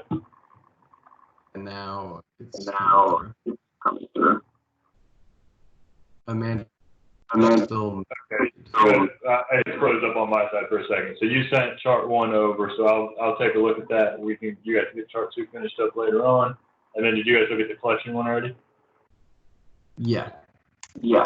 Okay. So that one you're sending over as well? Yeah, Amanda's gonna send it over, I think. Okay, perfect.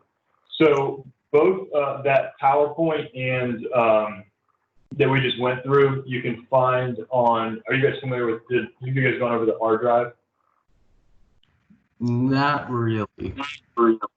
At least show get to the folder, but we can go through anything. Okay, I'm gonna show, let me see if I put Wi-Fi on this next one. Are you able to hear me now? Yes. Yes.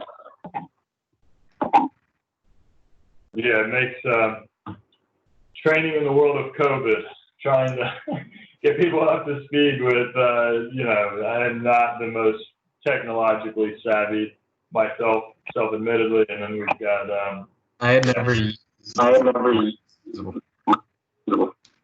do it. this is the first time. Yeah, me too. And it might turn into, okay, we can all get our phones on and just get on a call at some point once we get a little bit further into it.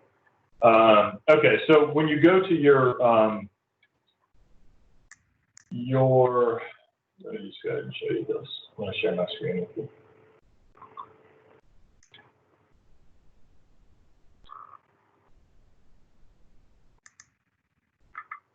On your branch shares R drive, you should have a 4566 folder,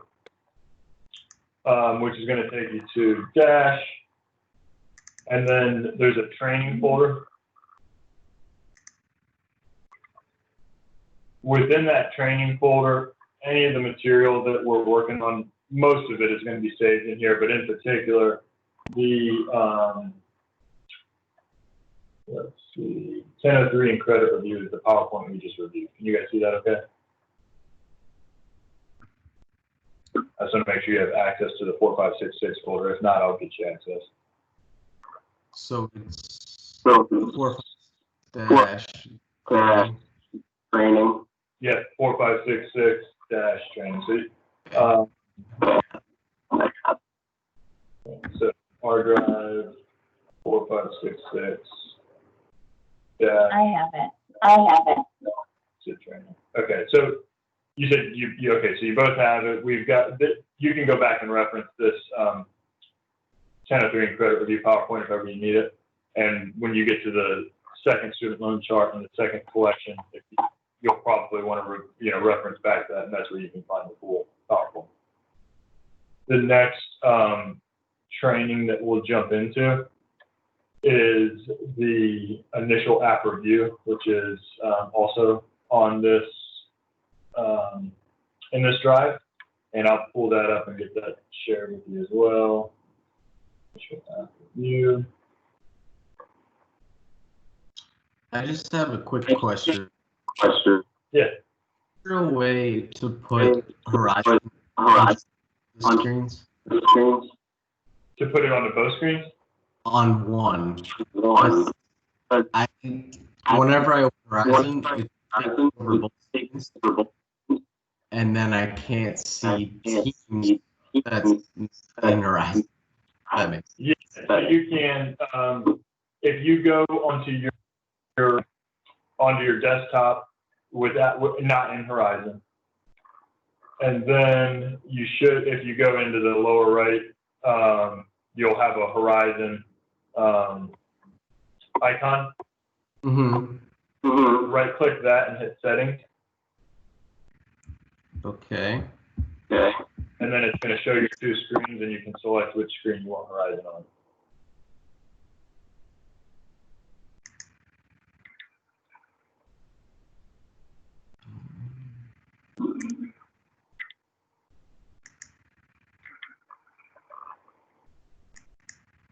When I click the icon, it's not showing things. Things.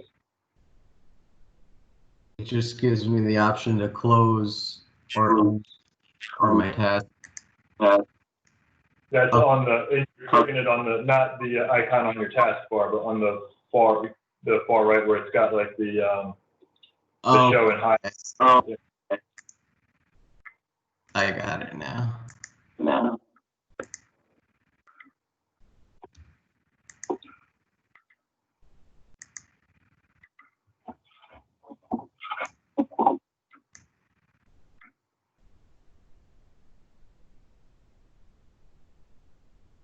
Okay, perfect. I got it. Okay, sweet. All right, so we'll jump into, I'll review the work you guys did on the student loans and collections between the initial app review, and then I'll get you the second one as well, so you guys can work on it on downtime and get that back after our afternoon session. But for starters, I'm going to jump into the initial app review so we can go ahead and get started on that. Let me, I'm going to shoot Lisa a text in case she wants to sit in as well. Let her know we're going to get started again. I'm here. Here. Okay, Lisa. Let me get my Teams pulled up here.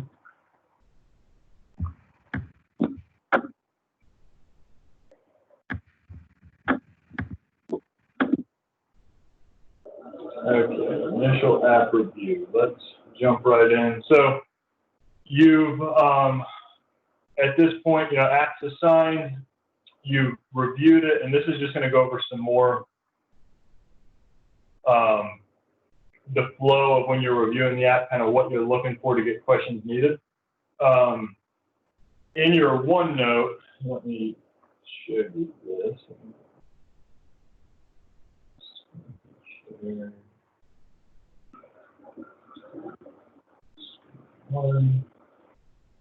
Okay.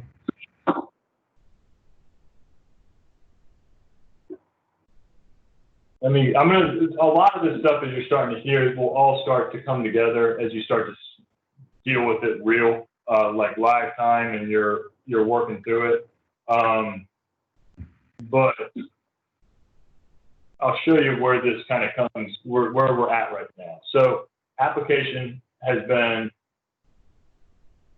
you reviewed the application, you've gone through the steps we just talked about, reviewing credit, reviewing liabilities, and any of the questions that you would have had going through the application, you would have added additional questions to your questions needed. So like maybe they had 3 car payments.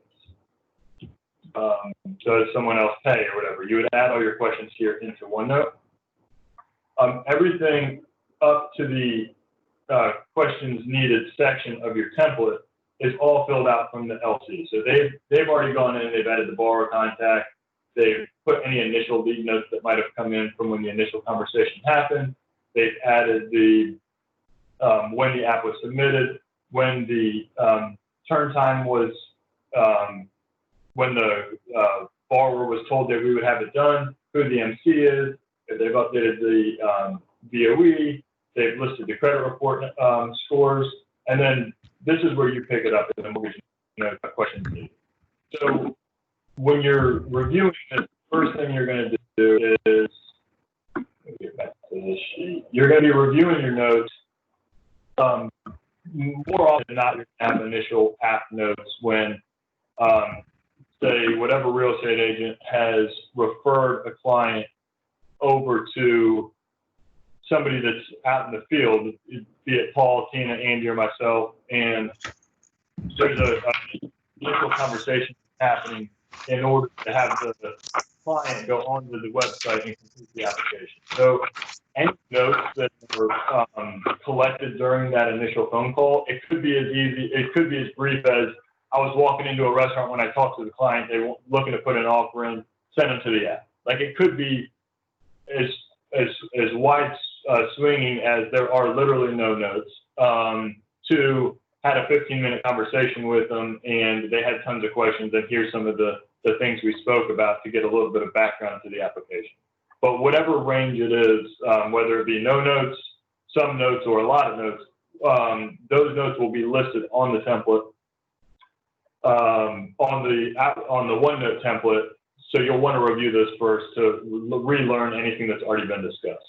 So once you've reviewed the lead notes and gotten familiar with anything we know up to this point, then you've fully reviewed the application, and any questions that you had during your review, you were adding them here to get them answered from the client. All of these questions that are pre-listed on your list is just so you don't have to keep typing them over and over every time you review an app. All of these questions need answered on every single application.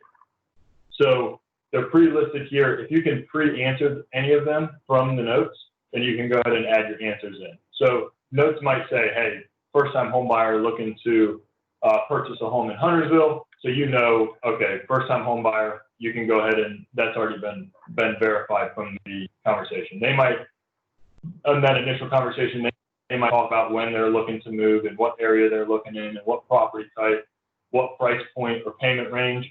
Any of these that you can't answer, though, from the initial lead notes, you would go ahead and those are going to be a generic every single time you're going to need them answered because you're not going to be able to properly decision a file without knowing. So let's just run through what these are and make sure everyone's on the same page with these. So for the most part, you'll know who the referral source is up front, but if you don't, we need to figure out who that's from. Whether or not they're a first-time home buyer. Again, these questions are listed in an order for intentionally, because when you're calling a borrower and saying, hey, I've reviewed your application, I have a few questions, you don't want it to be robotic. You don't want to be, hey, borrower, I reviewed your application, how much do you make, and has COVID affected your income, and I'll be back in touch with you as soon as I have it reviewed.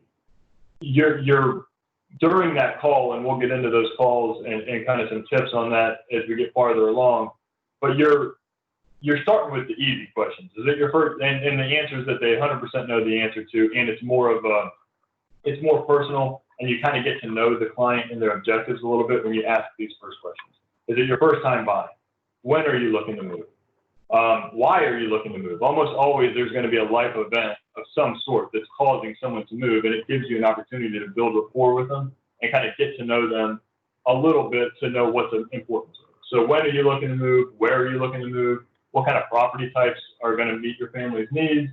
What kind of price point? A lot of times people will be silent when you ask them that. What price point are you looking at?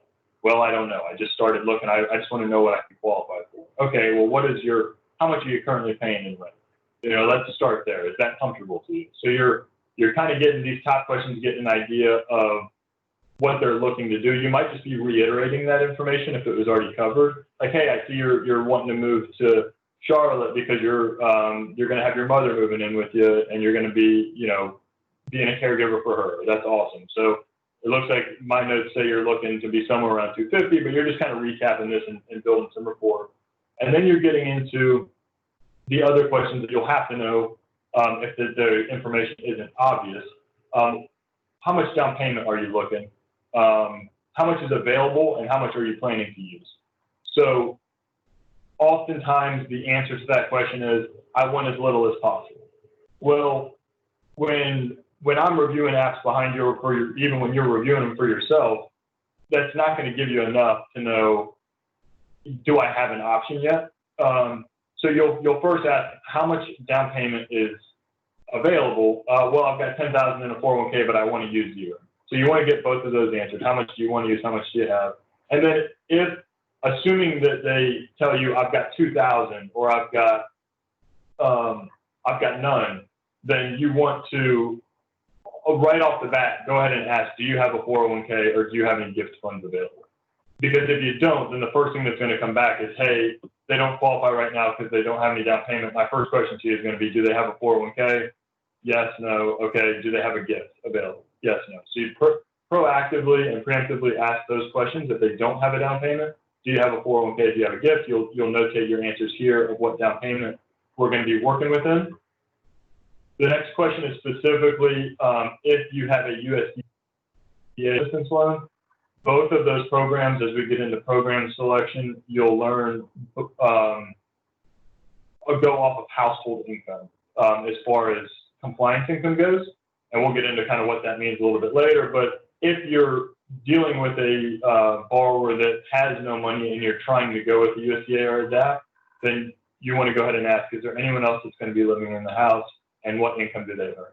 Because you won't be able to decide if the loan comes back to me for review and I'm saying, okay, everything looks good. You ran your AUS, you got your approval, you're approving them for a loan with household income. Well, is there anyone else that's in the house? Because you don't really know if they qualify until you've asked that question. Then you're getting into income type and amount. So your borrower is going to have listed, hey, I'm hourly or salary, and this is how much I make. But with every single loan application, this needs to be a conversation that's had without making any assumptions prior to having the conversation. So you're going to want to talk to them and say, okay, what is your income type? Hourly, salary, commission. They might not understand what hourly versus salary means. And they might say I'm salary and I make $12 an hour. And then you'll have to ask the prying questions. Okay, is it the same every single week or every single pay period? And what is the amount? Is it how much per year, how much per hour, how many hours a week are you working? Are you full time? And then the follow-up question to the income type and amount is going to be, are you a W-2 full-time employee? Because everyone finds out the hard way when they come through and someone tells them that they make $60 an hour, and then they realize, 3 weeks into the process that they're a 1099 or a temp worker, and they're working through a contracting agency, and they're not a W-2 full-time employee, which is viewed at completely different. So those questions should just be ingrained on every single loan.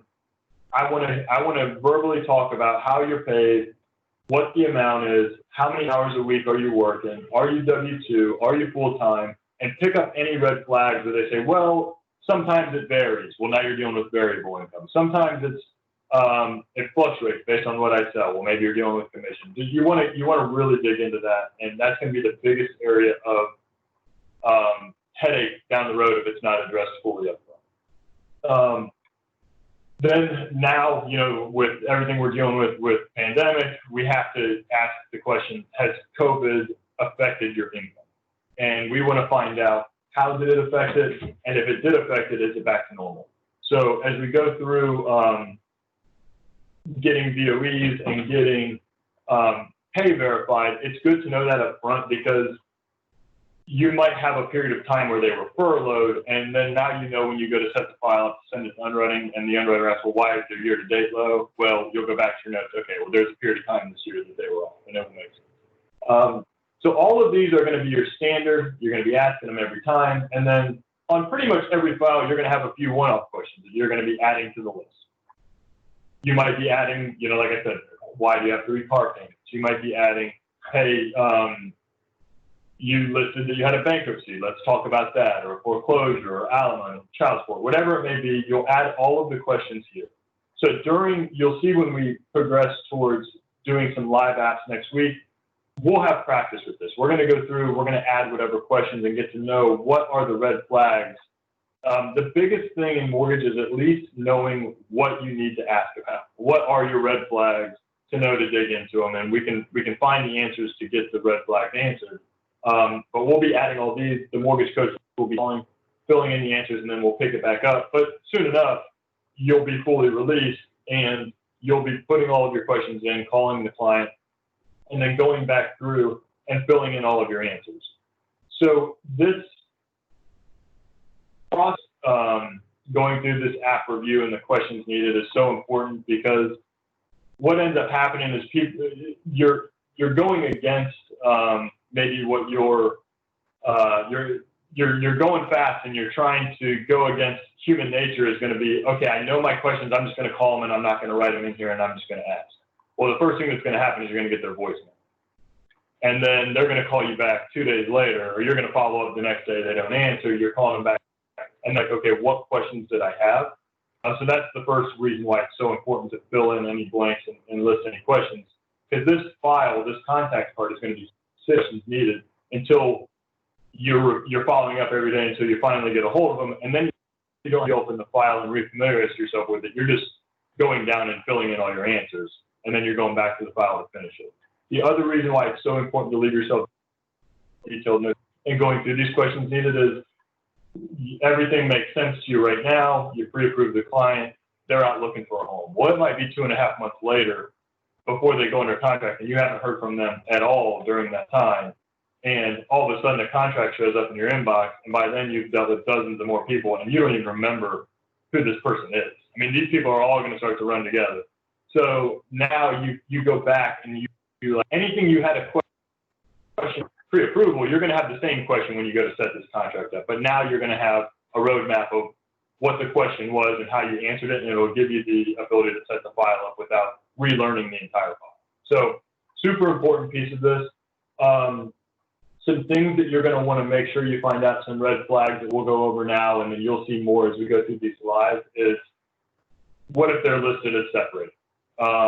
So these questions are going to be needed on all of them. If they're separated, do they have any, is there any child support or alimony that's owed?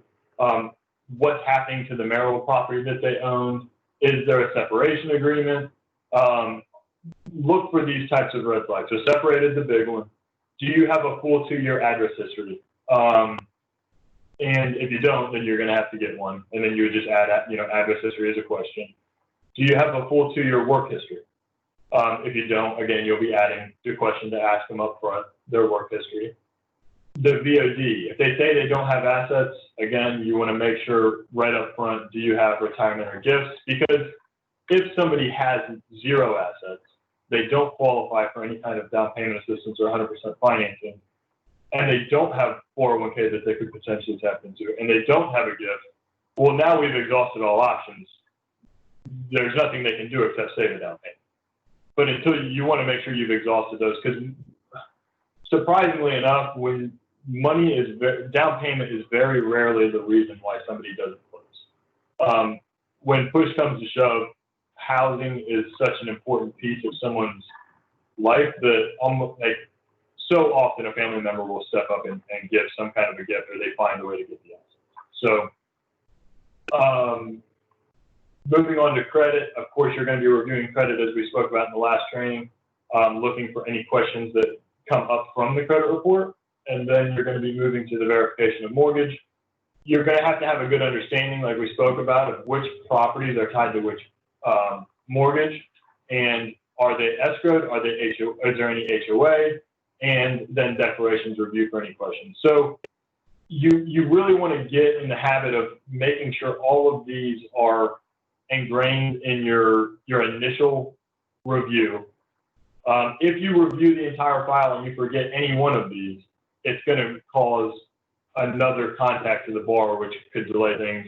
It's going to add a whole nother sequence of, okay, now I can't finalize the file. I have to call back and say, are there any escrows, or is the property escrowed, or are there HOA dues? Because maybe you're at a 49 DTI and HOA dues would put you over.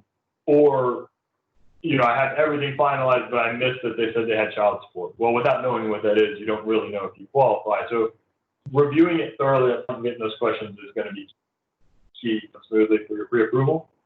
And most of it's kind of templated for you. You'll kind of know what to ask.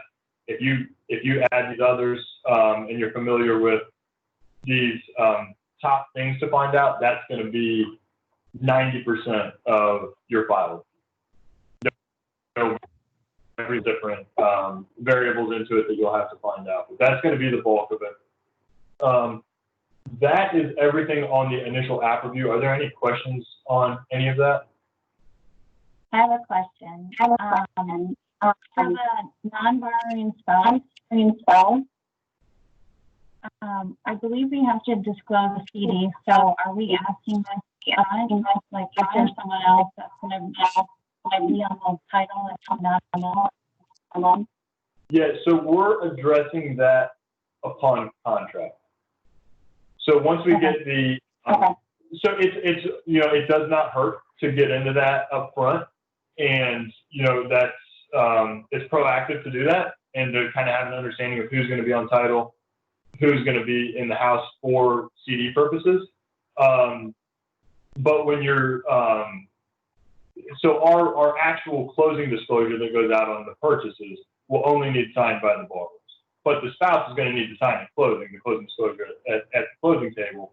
So where we address that and where we have it built into the system is upon, there's so much going on during pre-approval that we address everything we need for the pre-approval. Once we get the contract in, North Carolina contract has a vesting section that says who's going to be on title.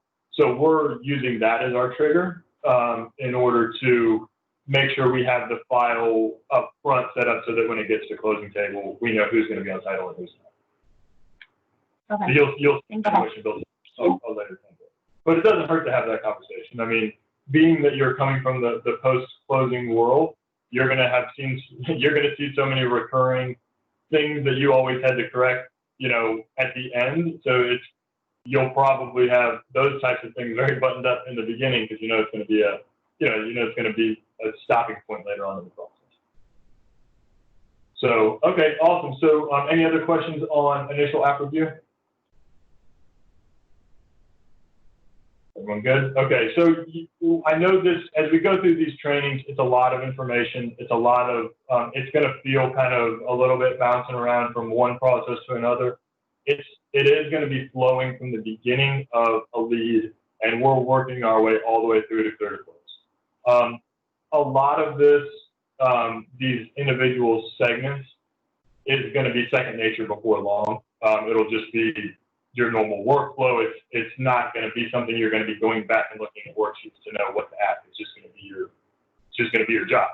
But in the meantime, once we get to the live practice, a lot of the groundwork we're setting right now to understand all this is going to be light bulbs are going to start to go off during the app review, and it's going to be like, oh, that's what he was talking about there, or that's why we're doing this. You'll notice that all of these aspects of the process all commingle and work together. So it'll all start to come together. In the meantime, if we get all of these basic building blocks down, it'll help us.